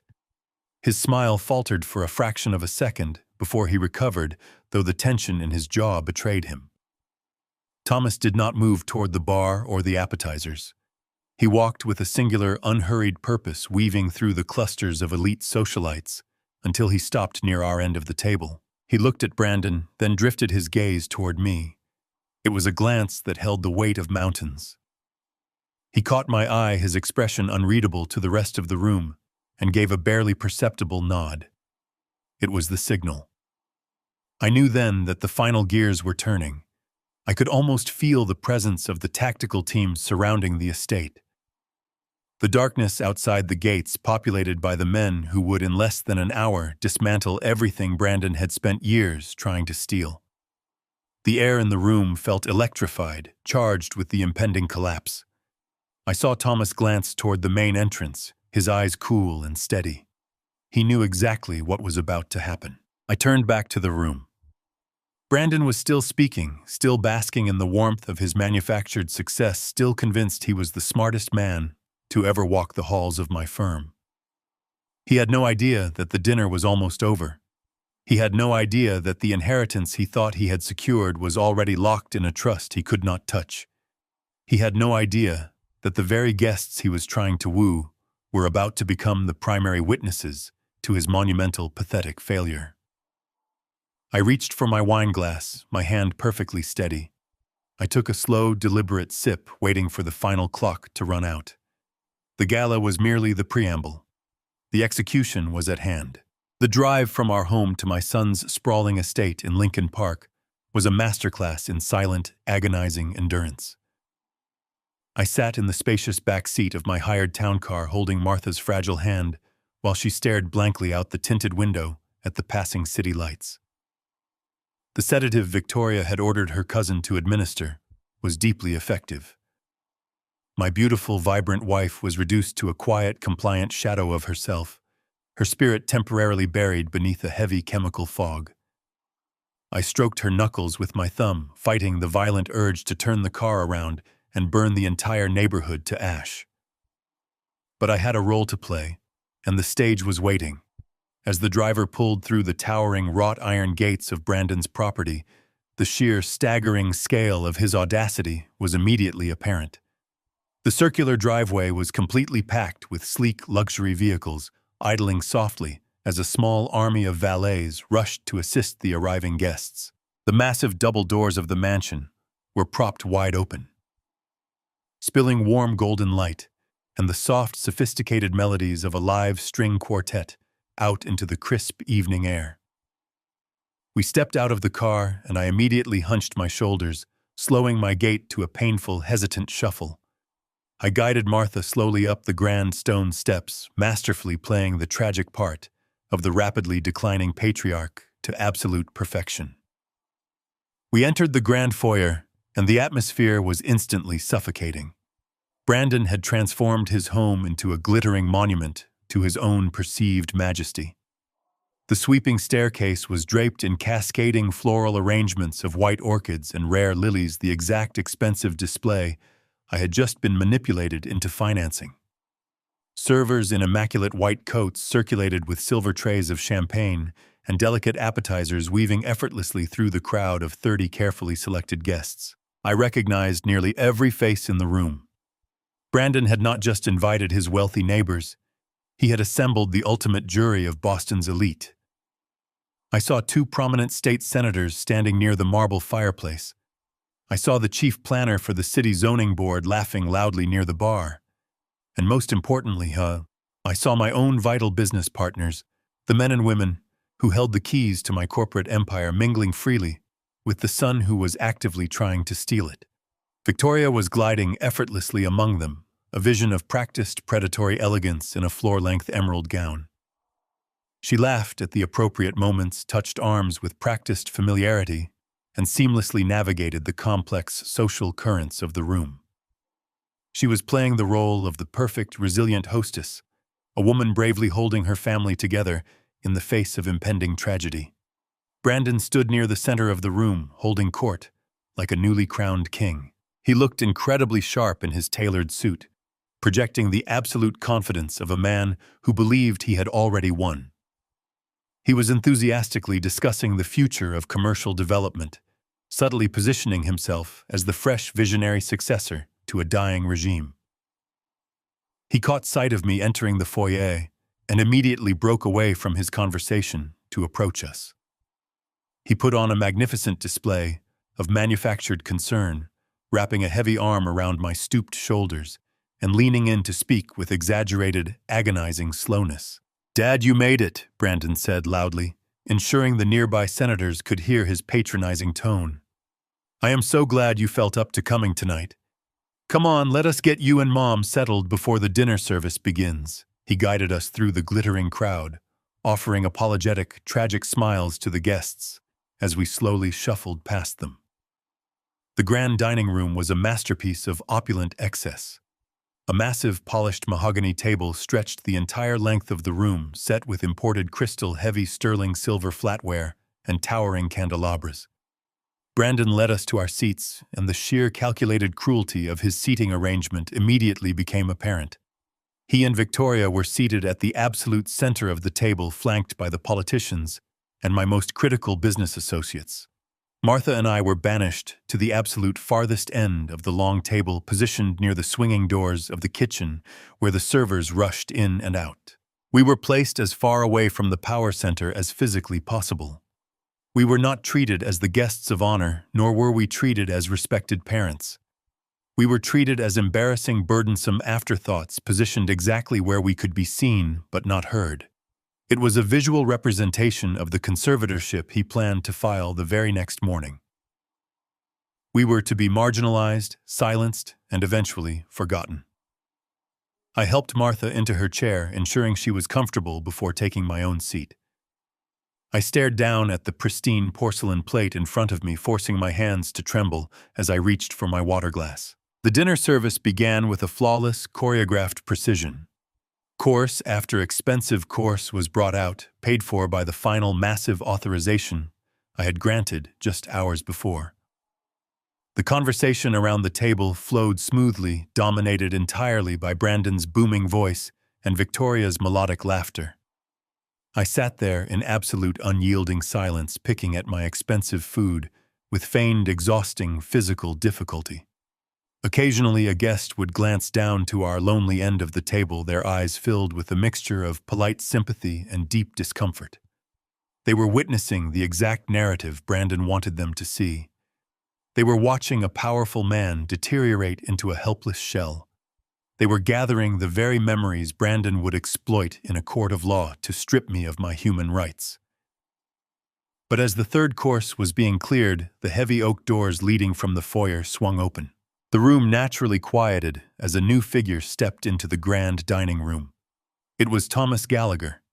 He stood tall and unyielding, wearing a sharply tailored black suit, his presence instantly altering the atmospheric pressure of the room. He was not on Victoria's meticulously curated guest list, and the sudden, sharp tightening of Brandon's jaw told me my son was deeply unsettled by the unexpected arrival. Thomas ignored the host entirely. He walked with a slow, deliberate cadence around the perimeter of the dining table, his sharp eyes scanning the faces of the assembled politicians and corporate titans. He finally stopped near a towering floral arrangement, directly across the vast room from where I sat in silent exile. He looked at Brandon, then drifted his piercing gaze directly to me. For a single suspended heartbeat, the world seemed to freeze. Thomas gave me a slow, barely perceptible nod. It was the absolute confirmation I had been waiting for. The federal trap was completely set. The highly trained tactical teams from the Federal Bureau of Investigation were already in position, waiting silently in the dark shadows right outside the heavy wrought iron gates of the grand estate. Their blue and red lights remained extinguished, their engines cut. My executioners were finally ready to begin their swift, devastating work. I stepped into the grand dining room and returned my attention to the immaculate table setting before me, my heart beating with a steady, lethal rhythm. The room remained completely oblivious to the invisible snare pulling tight around it. Waiters moved like specters through the dining room, pouring vintage wine and clearing empty champagne flutes. The ambient chatter of the city elite washed over me, a chorus of superficial laughter and calculated networking. I kept my posture stooped, maintaining the illusion of a weary man. I watched the city planner nod enthusiastically at a joke Brandon told. They were completely captivated by the illusion my son had meticulously crafted. The first course was served with choreographed elegance. Silver-domed cloches were lifted by the waiting staff, revealing delicate portions of seared scallops. The aroma of truffles drifted upward, a testament to the staggering catering bill I had authorized earlier that evening. Brandon took the first bite, smiling graciously, as a murmur of appreciation rippled down the mahogany table. Victoria beamed, playing the gracious hostess, accepting compliments with an air of humble perfection. I turned my gaze to Martha. She sat beside me at the far, isolated end of the table. The heavy sedative Victoria had mandated was still gripping her delicate system. Her eyes were glazed, struggling to focus on the beautiful plate of food placed in front of her. My chest tightened with a protective sorrow as I watched her hands tremble. She reached for her heavy silver fork, her fingers lacking their usual dexterity. She was fighting through a chemical haze, trying desperately to participate in a dinner she did not understand. I wanted to reach over and guide her hand, but I knew any sudden capable movement would shatter the illusion I was carefully preserving. It happened during the appetizer course. Martha lifted her fork, but her sedated fingers betrayed her. The heavy silver utensil slipped from her weak grasp. It struck the edge of the fine china plate before clattering violently against the polished mahogany table. In the hushed, elegant atmosphere of the dining room, the sound was akin to a gunshot. The metallic clatter echoed sharply, cutting through the soft music and halting the polite conversations in an instant. The room went silent. 30 pairs of eyes turned toward our lonely end of the table. Politicians, business partners, and socialites stopped eating, their expressions a mixture of surprise and profound discomfort.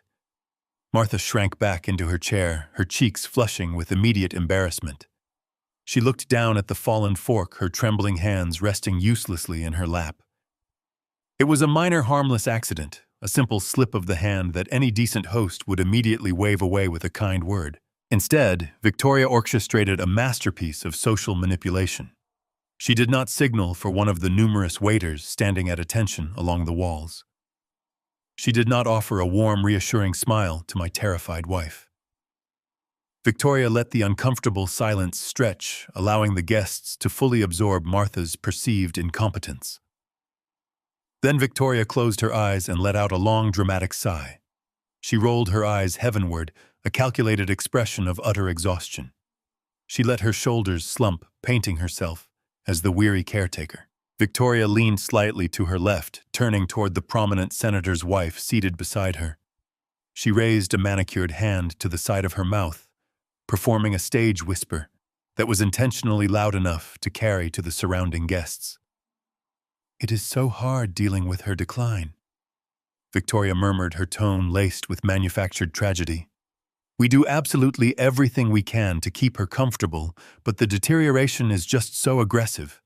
It breaks my heart to see her like this." The senator's wife placed a sympathetic hand over Victoria's, murmuring words of comfort and praising Victoria for her incredible patience. Murmurs of agreement rippled through the center of the table. The guests looked at Victoria with deep admiration, viewing her as a saintly figure shouldering a tragic family burden. Then their eyes drifted back to Martha and me, filled with cold, clinical pity. We were no longer human beings to them. We were a cautionary tale displayed for their evening entertainment. The rage that flooded my system was absolute and blinding. I felt the heat rising in my neck, a primal urge screaming at me to stand up, shatter my glass against the table, and expose the absolute monster sitting at the center of the room. I wanted to scream that my wife was not declining, that she was heavily sedated on the explicit orders of the woman they were currently praising. I wanted to rip the mask off Victoria's face, but I forced myself to remain seated. I forced my breathing to slow, channeling the inferno of my anger into a cold, hardened steel. I looked across the room and found Thomas Gallagher. He was watching the scene unfold with an expression of unyielding calm. He knew exactly what they were doing. He knew they were building the narrative for the conservatorship hearing tomorrow morning. They were using this dropped fork, this chemically induced frailty, as the foundational evidence to legally steal our lives. I reached under the table and gently took Martha's trembling hand in mine.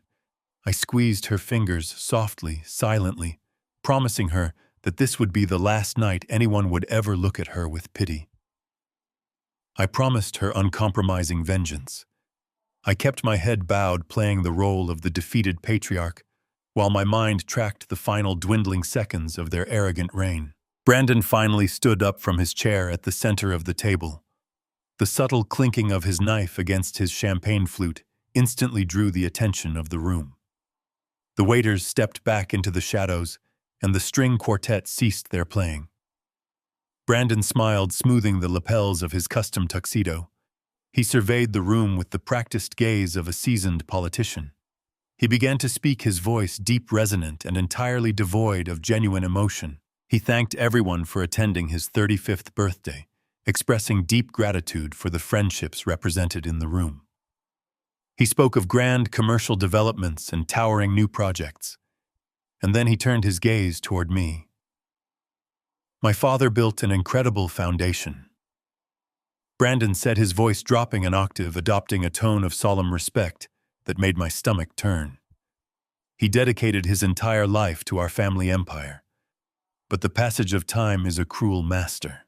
Recently, my father's failing health has made it difficult for him to manage the demands of our industry. It has been a hard reality for our family to face. But true leadership means stepping up when the hour is darkest. True leadership means carrying the weight when the hands that built the empire begin to falter. Brandon raised his crystal flute higher, his eyes locked onto mine with a sickening, triumphant gleam. I ask all of you tonight to raise a glass. Let us drink to the legacy of a great man, and let us toast to the passing of the torch, to the future. The crystal glasses chimed together in a delicate ringing chorus that echoed throughout the grand dining room. 30 influential guests drank to my manufactured demise, their eyes shifting away from my end of the table as the expensive champagne slid down their throats. Brandon took a long, deeply satisfied sip from his flute, savoring the absolute control he believed he now wielded over my legacy. He lowered his glass and signaled to the waitstaff with a subtle wave of his hand. The heavy kitchen doors swung open, and a legion of servers flooded into the room, moving with silent military precision. The main course was presented with immense theatrical flair. Plates of perfectly roasted venison and delicate purees were placed before each guest, the rich, savory aromas filling the heated air of the ballroom. I stared at my plate, fully aware that this luxurious feast was the final meal of a condemned regime. The tactical teams were waiting just beyond the stone walls, their presence a silent, heavily armed shadow hanging over the estate. I knew they were tracking the timeline, coordinating their positions, preparing to breach the perimeter the moment the signal was given.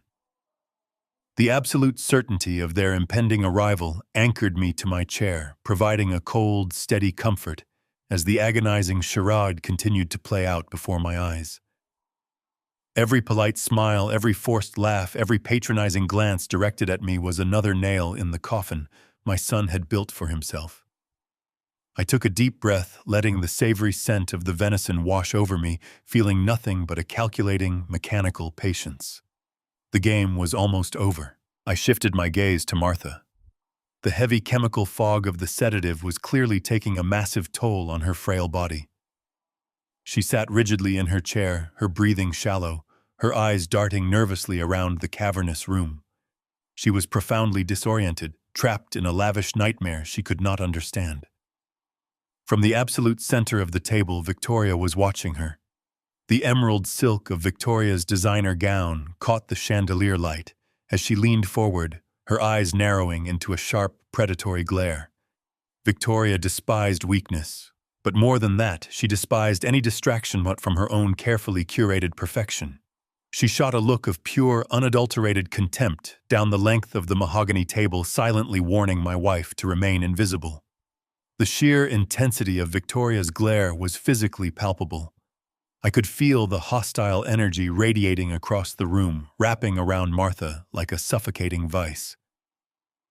My beautiful wife, normally so full of grace and fierce intelligence, shrank further into her seat.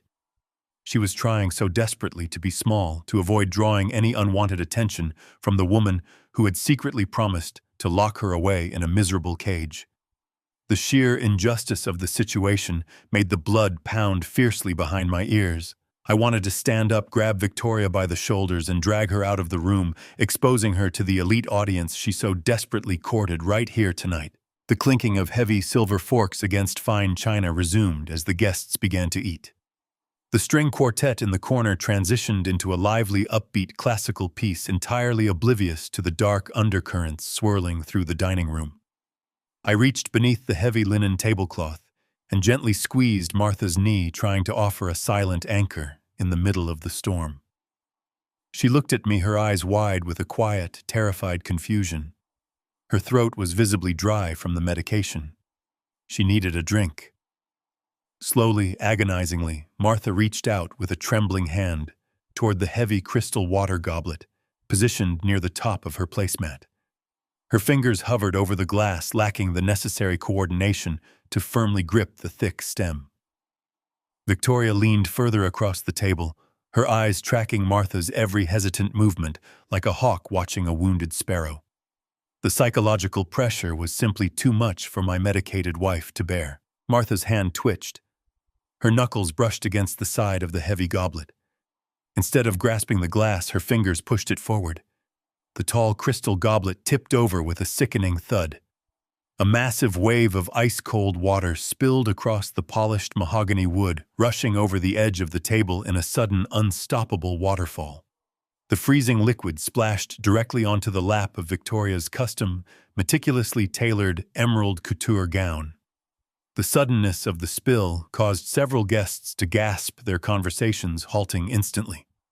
The water spread rapidly, soaking the pristine white tablecloth and dripping steadily onto the marble floor below. The immediate gasp that escaped Victoria's lips was a sharp, visceral sound of pure shock. The water soaked instantly into the expensive silk, leaving a massive dark stain across her legs. The incident was entirely accidental, a minor spill that could have been remedied with a simple towel and a moment of grace. But grace was entirely absent from Victoria's dark soul. The mask of the perfect, resilient hostess shattered into a million jagged pieces. For a fleeting second, absolute silence gripped the immediate area around the center of the table. Then the explosion came. Victoria slammed both of her hands flat onto the mahogany table with a violent, resounding crash. The plates rattled. The silverware jumped. The guests closest to her physically flinched, pulling back in their chairs as the sudden wave of hostility washed over the room. The lead violinist in the corner stopped playing abruptly, the sudden cessation of music plunging the massive dining hall into a heavy, suffocating silence. 30 heads turned in unison, their eyes wide with absolute disbelief as they witnessed the spectacular public unraveling of the evening's elegant hostess. The air in the room grew instantly heavy, charged with a sudden, deeply terrifying energy. Every single person sitting at the long table held their breath, completely paralyzed by the sheer, unbridled hostility radiating from the head of the table. The carefully constructed facade of the perfect Boston socialite was crumbling before their very eyes. The magnificent chandelier above seemed to dim slightly in response to the sudden darkness descending upon the dining room. Victoria pushed her chair back with a harsh, grinding scrape against the marble floor. She stood up, her chest heaving, her face flushed with a dark, uncontrolled fury. The delicate veneer of aristocratic manners was completely gone, replaced by the vicious, shrieking tyrant I had heard on the hidden recording device. She pointed a trembling finger directly at my wife. The guests stared in horrified fascination as the carefully constructed illusion of family unity was violently ripped apart.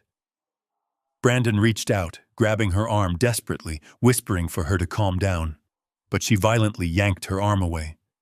She did not care about the politicians. She did not care about the business partners.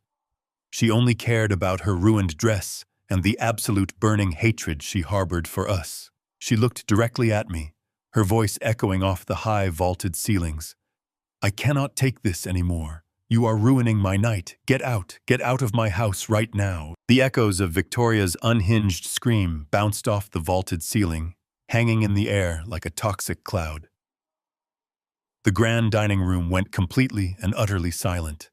Not a single silver fork clinked against fine china. The 30 powerful guests, the very elite of Boston society, stared in absolute paralyzed shock. Senators, corporate titans, and city planners sat frozen, their wine glasses suspended halfway to their mouths. The elegant illusion of the evening had been shattered, ripped apart by the vicious, shrieking reality of the woman standing at the head of the table. Victoria was breathing heavily, her face flushed with a dark, ugly rage, her manicured finger still pointing directly at my terrified wife. The water from the spilled goblet continued to drip onto the marble floor, the steady rhythmic sound amplifying the suffocating tension that had gripped the room. Brandon immediately recognized the catastrophic error his wife had just made. He saw the horrified expressions on the faces of the politicians he desperately needed to impress. He knew he had to regain control of the narrative to twist this appalling outburst back into his carefully constructed narrative of my declining family. He stepped forward, smoothing the lapels of his charcoal tuxedo, and crossed his arms over his chest. He looked down the long expanse of the mahogany table, fixing his gaze squarely upon me.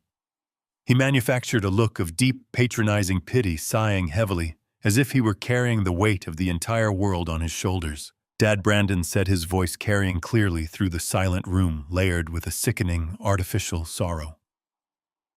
Maybe it is best if you just take Mom home now.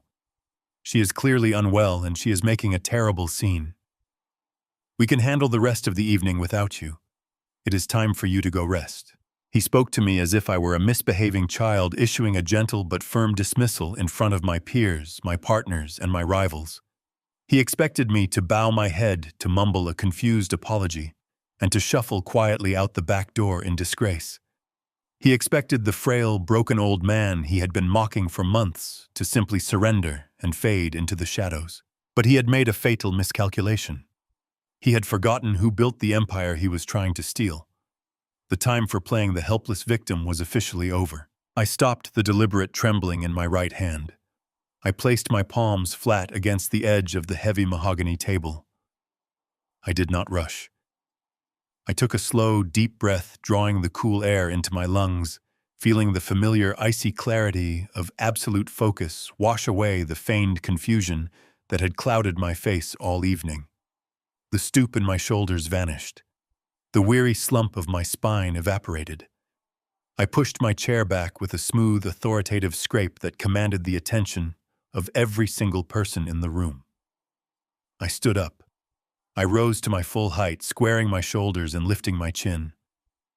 The frail, fading patriarch melted away, instantly replaced by the terrifying, unyielding presence of a billionaire titan who had spent 40 years crushing corporate adversaries. The physical transformation was so sudden, so profound, that I actually heard the city planner seated to my left gasp in surprise. I did not look at Brandon right away. I looked down at Martha. She was trembling still, trapped in the chemical fog of the sedatives they had forced upon her, terrified by Victoria's vicious outburst. I reached down and took her fragile hand in mine.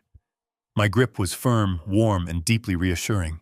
I squeezed her fingers silently, promising her that she was safe, that the nightmare was ending right here in this very room. I kept my hand wrapped securely around hers as I finally lifted my gaze. I looked down the length of the magnificent table. I did not look at the politicians, or the real estate moguls, or the society wives, who had been showering Victoria with unearned pity just moments before. I bypassed Brandon, entirely ignoring his sudden, uncertain posture. I locked my eyes dead onto Victoria. The silence in the dining room became absolutely deafening. It was a heavy, suffocating quiet, the kind of stillness that precedes a massive detonation. Victoria's breathing hitched. The dark, furious flush on her cheeks rapidly began to fade, replaced by a sudden creeping pallor as she stared back at me. She saw the change. She saw the absolute lucidity in my eyes. She saw the cold, calculated intelligence that she and Brandon had arrogantly assumed was gone forever. The manicured finger she had been pointing at Martha slowly lowered, dropping to her side as a flicker of genuine uncertainty crossed her perfectly sculpted face. Brandon shifted uncomfortably, dropping his crossed arms. He took a hesitant step toward the center of the table, his confident facade fracturing under the weight of my unblinking stare. "Dad," he started, his voice losing its patronizing edge, replaced by a note of sudden, sharp anxiety. "I told you to take her home. The driver is waiting outside." I did not acknowledge his words. I kept my gaze fixed with laser precision on Victoria. I wanted her to feel the immense, crushing weight of the moment. I wanted her to realize that she had just screamed at the wrong man in the wrong house on the very worst night of her entire life. I stood there, towering over my end of the table, holding my wife's hand, while the 30 elite guests watched in absolute mesmerized silence. They were no longer witnessing the tragic decline of a great man. They were witnessing a resurrection. They were watching a predator realize that they had unknowingly stepped into a steel trap. The beautiful string quartet remained frozen in the corner, their bows hovering inches above their instruments. The waiters stood completely still against the walls, blending into the shadows, as the atmospheric pressure in the room reached a critical, unbearable density. Victoria swallowed hard, her throat bobbing visibly. She took a tiny, involuntary step backward, the wet silk of her ruined dress clinging to her legs. She was completely paralyzed by the terrifying realization that the man she had planned to lock in a decaying state facility was standing before her with the absolute power of a judge, jury, and executioner. Brandon looked back and forth between his wife and his father, his eyes widening as the true reality of the situation finally began to penetrate his arrogant skull. He realized that my trembling hands had been a performance. He realized that my confused silence had been a tactical maneuver.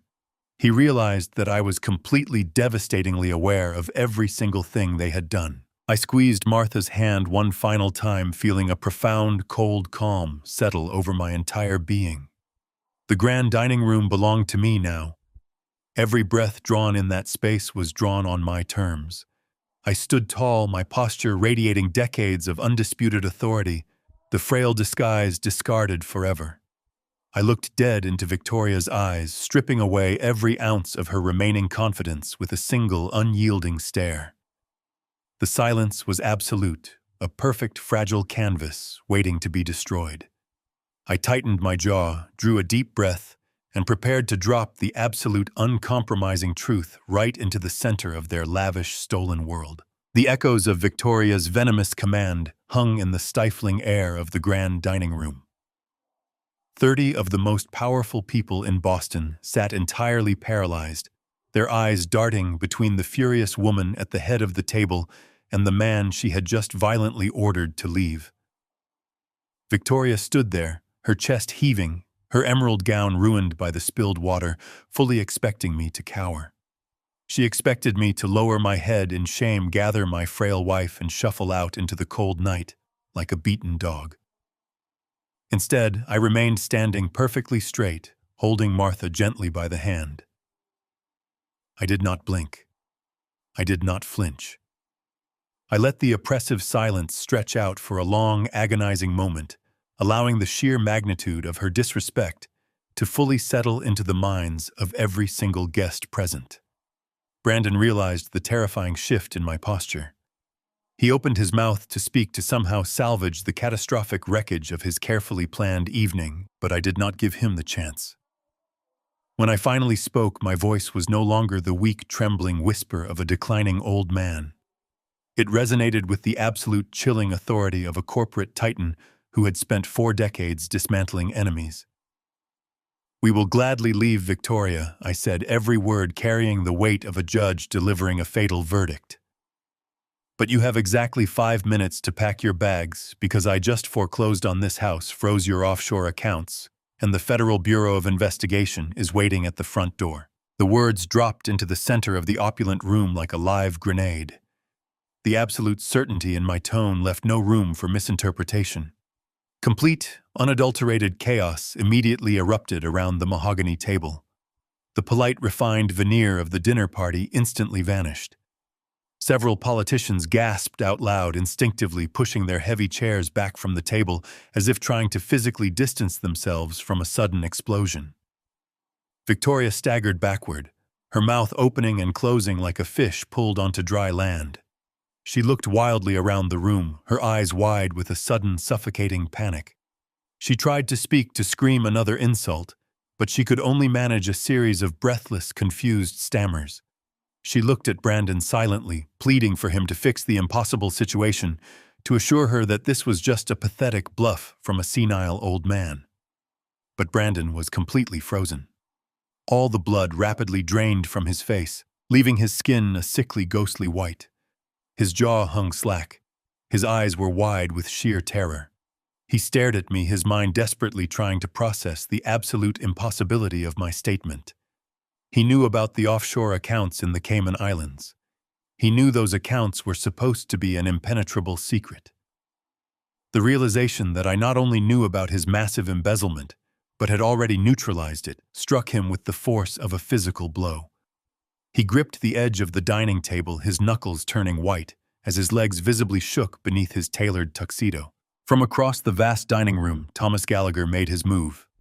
He stepped out from the shadows near the towering floral arrangements, his presence commanding immediate attention from the bewildered crowd. He walked with slow, deliberate steps toward the center of the room, unbuttoning his suit jacket, with a practiced professional calm. Every eye in the room followed him. Thomas did not look at the politicians or the city planners. He kept his gaze locked entirely on my treacherous son and daughter-in-law. He stopped directly behind Brandon, reached into his sleek leather briefcase, and pulled out a thick, meticulously bound legal dossier. With a swift, powerful motion, Thomas dropped the heavy folder directly onto the polished mahogany table. The loud, sharp thud echoed across the crystal glassware, making Victoria jump in terror. "It is completely true," Thomas announced to the room, his voice projecting with the clear, unyielding clarity of a seasoned prosecutor. The documents inside this folder contain comprehensive, irrefutable proof of massive corporate fraud. There are currently active federal warrants issued for your immediate arrest on charges of criminal embezzlement, wire fraud, extortion, and severe elder abuse. The offshore trusts you established in Delaware and the Cayman Islands have been completely frozen by federal authorities. You are completely bankrupt, Brandon. You have absolutely nothing left. A collective murmur of profound shock swept through the 30 influential guests. The state senators exchanged horrified glances, immediately realizing they were sitting in the home of a man about to be indicted by the federal government. The corporate partners, the very people Brandon had spent the entire evening trying to charm and manipulate, looked at him with absolute, unmasked disgust. The false narrative of my cognitive decline was instantly shattered.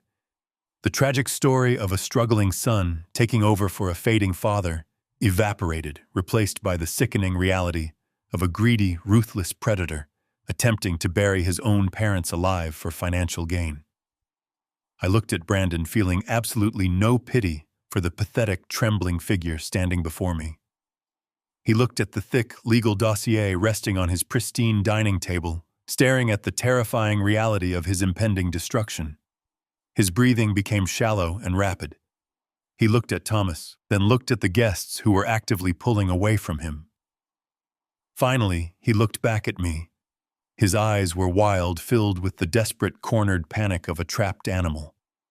The sophisticated, charming businessman had completely vanished. He was entirely exposed, stripped of his stolen wealth, his unearned power, and his manufactured dignity.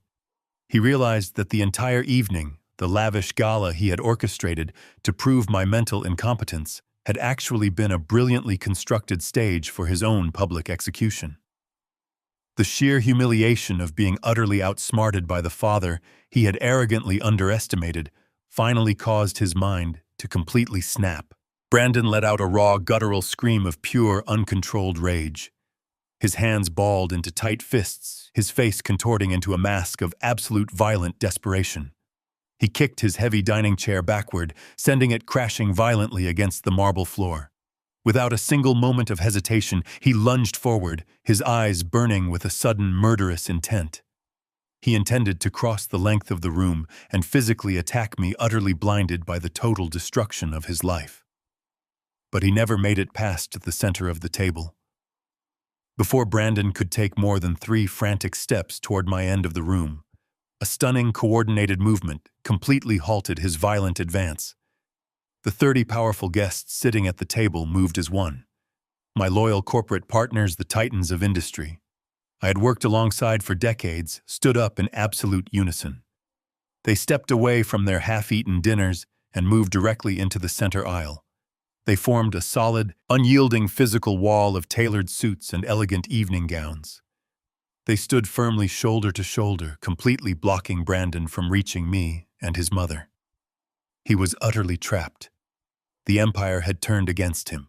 The physical wall of tailored suits and evening gowns stood remarkably firm between my raging son and the end of the long mahogany table where Martha and I remained. Brandon slammed his bare hands against the broad shoulders of the powerful men who had once mentored him, frantically demanding they move aside, but they did not yield a single fraction of an inch. They stared right back at him with expressions of profound, unmasked disgust, recognizing him not as a visionary corporate successor, but as a cornered, pathetic animal thrashing wildly against the heavy steel bars of a cage he had meticulously built for himself. Victoria was still screaming, her voice raw and deeply grating, but her furious, entitled commands were suddenly completely swallowed by a massive sound that shattered the remaining tension in the room. The enormous solid oak front doors of the estate did not simply open. They were violently, forcefully breached with a concussive, heavy force that noticeably shook the glittering crystal chandeliers hanging high above our heads. A massive wave of heavily armed federal agents flooded into the grand foyer, their dark tactical gear striking a jarring, completely surreal contrast against the cascading white floral arrangements and the soft, luxurious golden light. The elegant string quartet had long since stopped playing their classical music, and now the absolute only sound was the heavy rhythmic thud of combat boots marching with relentless, terrifying precision across the imported, highly polished marble floors. They spilled into the lavish dining room like an unstoppable dark tide, their commanding presence instantly establishing absolute authority over the deeply chaotic scene. The lead agent, the very same stern man I had spoken with in the windowless federal briefing room just a few days prior, stepped forward with his gold badge raised high in the air. He barked a sharp, booming order for absolutely everyone to remain exactly where they were standing. The 30 highly powerful guests immediately stepped backward instinctively, parting like a massive sea to create a wide, completely clear path from the grand entrance directly to where Brandon and Victoria stood, frozen in absolute terror.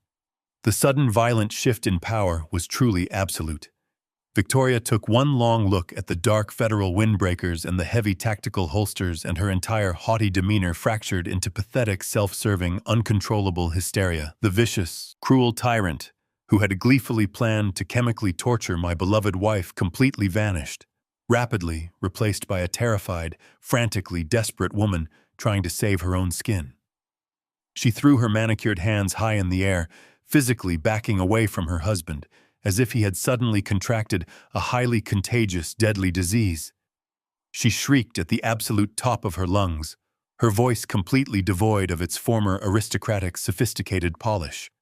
She pointed wildly at Brandon, frantically yelling to the rapidly approaching agents that she had absolutely nothing to do with this massive conspiracy, that it was entirely his brilliant idea, that he had forcefully coerced her to actively participate in the illegal financial transfers. It was a spectacular, deeply satisfying, and completely pathetic display of pure, unadulterated cowardice. Brandon did not even turn to look at his frantic wife as she loudly and publicly betrayed him to the federal authorities. His dark eyes were impossibly wide, darting frantically around the lavish, brightly lit dining room, desperately searching for a magical escape route that simply did not exist. The lead federal agent quickly closed the remaining distance, heavily flanked by 2 stern officers who immediately moved with practiced efficiency to physically secure Brandon's arms. The grim reality of the situation finally crashed down upon him with the staggering, crushing weight of a collapsing concrete building. The arrogant, highly practiced smirk, the deeply condescending tone of voice, the absolute unwavering certainty of his own intellectual superiority were completely, violently stripped away. He was suddenly just a terrified, deeply pathetic young boy, finally realizing that his arrogant actions had permanent, legally devastating consequences. As the federal agents grabbed his wrists and forcefully twisted his arms behind his back, Brandon looked past the dark tactical gear and the deeply horrified faces of the Boston elite. He locked his desperately pleading wide eyes directly onto mine. His chest heaved with ragged, heavy breaths as he struggled uselessly against the firm, unyielding grip of the trained officers. "Dad," he screamed loudly, his voice violently cracking with genuine, unadulterated, raw panic. "Dad, please tell them to stop doing this. You have to call them off right now. You cannot let them do this to me. I am your son. I am your own flesh and blood. You cannot do this." I did not move a single muscle in my body. I stood tall and straight at the far end of the long mahogany table, holding Martha's trembling, fragile hand securely and warmly in my own. I watched my treacherous son struggle helplessly against the federal agents, listening to his desperate, highly pathetic pleas for a soft mercy he had never once considered showing his own loving parents. The air in the grand room was completely still, every single wealthy guest holding their breath as they silently waited for my response. I looked down at Brandon, and I felt absolutely nothing inside my chest. The deep, warm well of paternal love that had driven me to build a massive, lucrative empire for him to inherit was completely, permanently dry. I looked at him with eyes as cold, hard, and unforgiving as solid winter ice. I did not raise my steady voice, but the absolute, chilling corporate authority in my tone carried perfectly across the dead, heavy silence of the dining room. My son died the very day he forged medical records to lock his loving mother in a decaying asylum. I stated firmly, my sharp words, easily cutting through his frantic, loud pleas like a highly polished surgical blade. "I have absolutely no son. You are just a common greedy thief I caught trespassing in my house." The heavy words struck Brandon with a visible, deeply physical force. His legs simply gave out beneath him, his knees sagging toward the cold marble floor, as the federal agents firmly held him completely upright. The swift, sharp click of the heavy steel handcuffs closing tightly around his wrists echoed sharply through the utterly silent room. Another agent quickly and efficiently secured Victoria, ignoring her continuous loud weeping protests as the cold metal locked around her own wrists. They stood there utterly ruined, wearing their incredibly expensive, highly tailored designer clothes, their wrists shackled tightly behind their backs. The federal agents began to firmly march them toward the grand exit, forcefully parading them out directly in front of the entirely horrified, completely silent gathering of Boston's absolute elite. Every single politician, planner, and business partner watched the spectacular, deeply humiliating downfall of the arrogant successors. The golden light of the dining room illuminated their absolute disgrace for all to see. As my former son and daughter-in-law were marched completely out of sight, I turned away from the grand spectacle.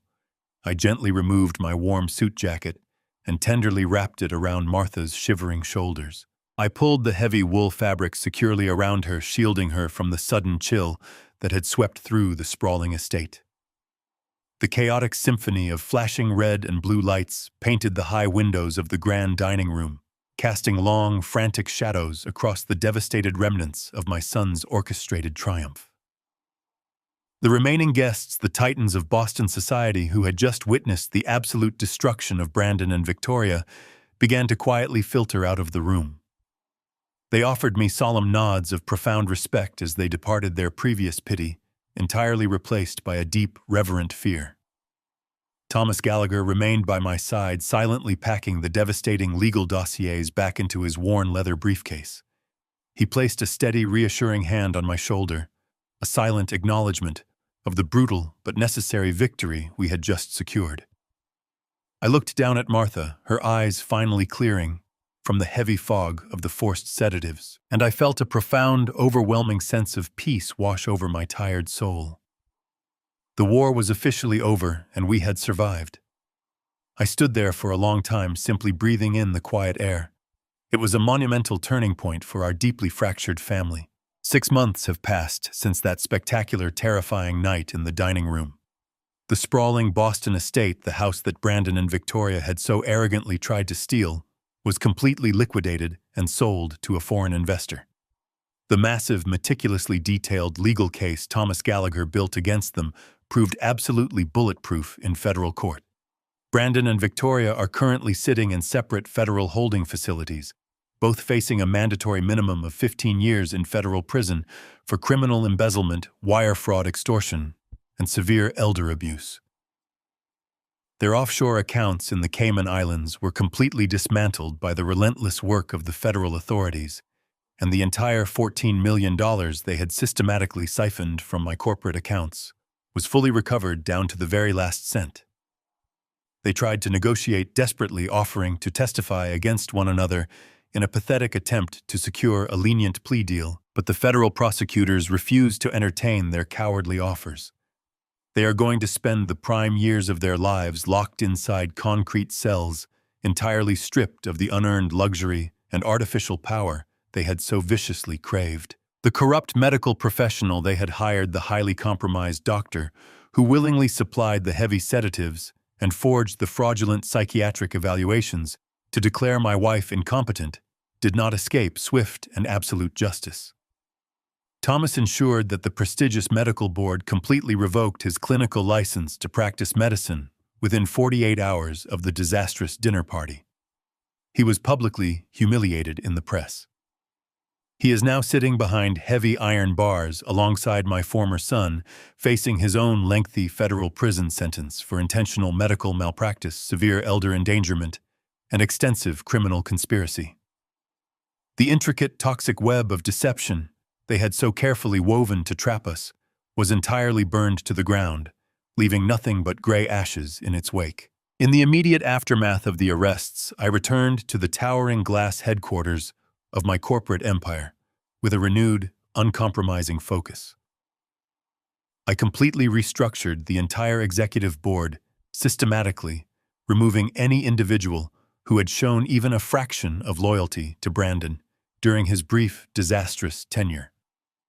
I promoted the quiet, incredibly hardworking employees who had remained fiercely loyal to my original vision, elevating them to senior leadership positions with substantial equity stakes. The company is now stronger, leaner, and more profitable than it has been in over a decade. However, I knew that I could never allow my vast fortune to become a corrupting poison again. Working closely with Thomas, I took the entirety of my personal wealth, including the recovered $14 million, and placed it into an ironclad, irrevocable charitable trust. The trust is strictly managed by a massive board of independent fiduciaries, entirely dedicated to funding advanced medical research and supporting vulnerable elderly citizens who cannot defend themselves against financial predators. I ensured that absolutely no one, regardless of their blood relation to me, will ever be able to exploit the empire I spent 4 decades building. My days are no longer consumed by corporate warfare or the stressful management of a sprawling business empire. I officially stepped down as the chief executive officer, leaving the daily operations in the capable hands of the loyal team I assembled. Today, I am sitting on the wide wrap-around wooden porch of a beautiful new beach house located on the quiet, windswept shores of Martha's Vineyard. The salty ocean breeze carries the soothing, rhythmic sound of the crashing waves directly to our front door. The traumatic chemical haze that once clouded my beautiful wife's mind has completely evaporated. Martha is sitting in the wicker rocking chair beside me, her eyes bright and full of life, reading a thick historical novel as the warm afternoon sun illuminates the gentle smile on her face. Her hands no longer tremble. The suffocating fear that Victoria had violently instilled in her has been entirely replaced by a profound, radiant serenity. We spend our mornings walking along the quiet sandy beaches and our evenings watching the sun dip slowly below the infinite ocean horizon. We have reclaimed the quiet, dignified retirement we always deserved, entirely free from the toxic, suffocating grasp of greed and betrayal. I often reflect quietly on the devastating, highly emotional ordeal we successfully survived together as a united front. It is a profound, deeply unnatural tragedy to completely lose a son. I lost the wonderful boy I raised, the innocent child I had proudly taught to ride a shiny bicycle, the intelligent young man I had eagerly groomed to take over my massive corporate legacy.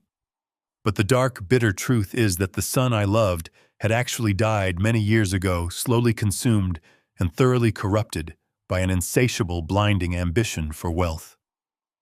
The desperate man who sat across from me in that Boston dining room was merely a hollow, ruthless predator wearing my son's familiar face. I still mourn the devastating loss of the bright boy he used to be, but I feel absolutely zero regret for definitively destroying the greedy monster he ultimately chose to become. By embracing the brutal, uncompromising reality of his betrayal, I successfully reclaimed my heavily stolen dignity. I protected the woman who has stood faithfully by my side for over 40 wonderful years, saving her from a miserable, terrifying existence locked away in a cold facility. I proved to the entire world, and most importantly, to myself, that a man who has spent his entire life building a towering empire does not simply roll over and surrender his legacy to circling vultures. I faced the absolute darkest, most painful betrayal a father can possibly endure, and I emerged from the raging fire entirely unbroken. We survived the terrible storm, and we are finally at perfect peace. They thought I was a clueless old man waiting to die. They forgot that the one who builds the castle knows exactly where the trapdoors are.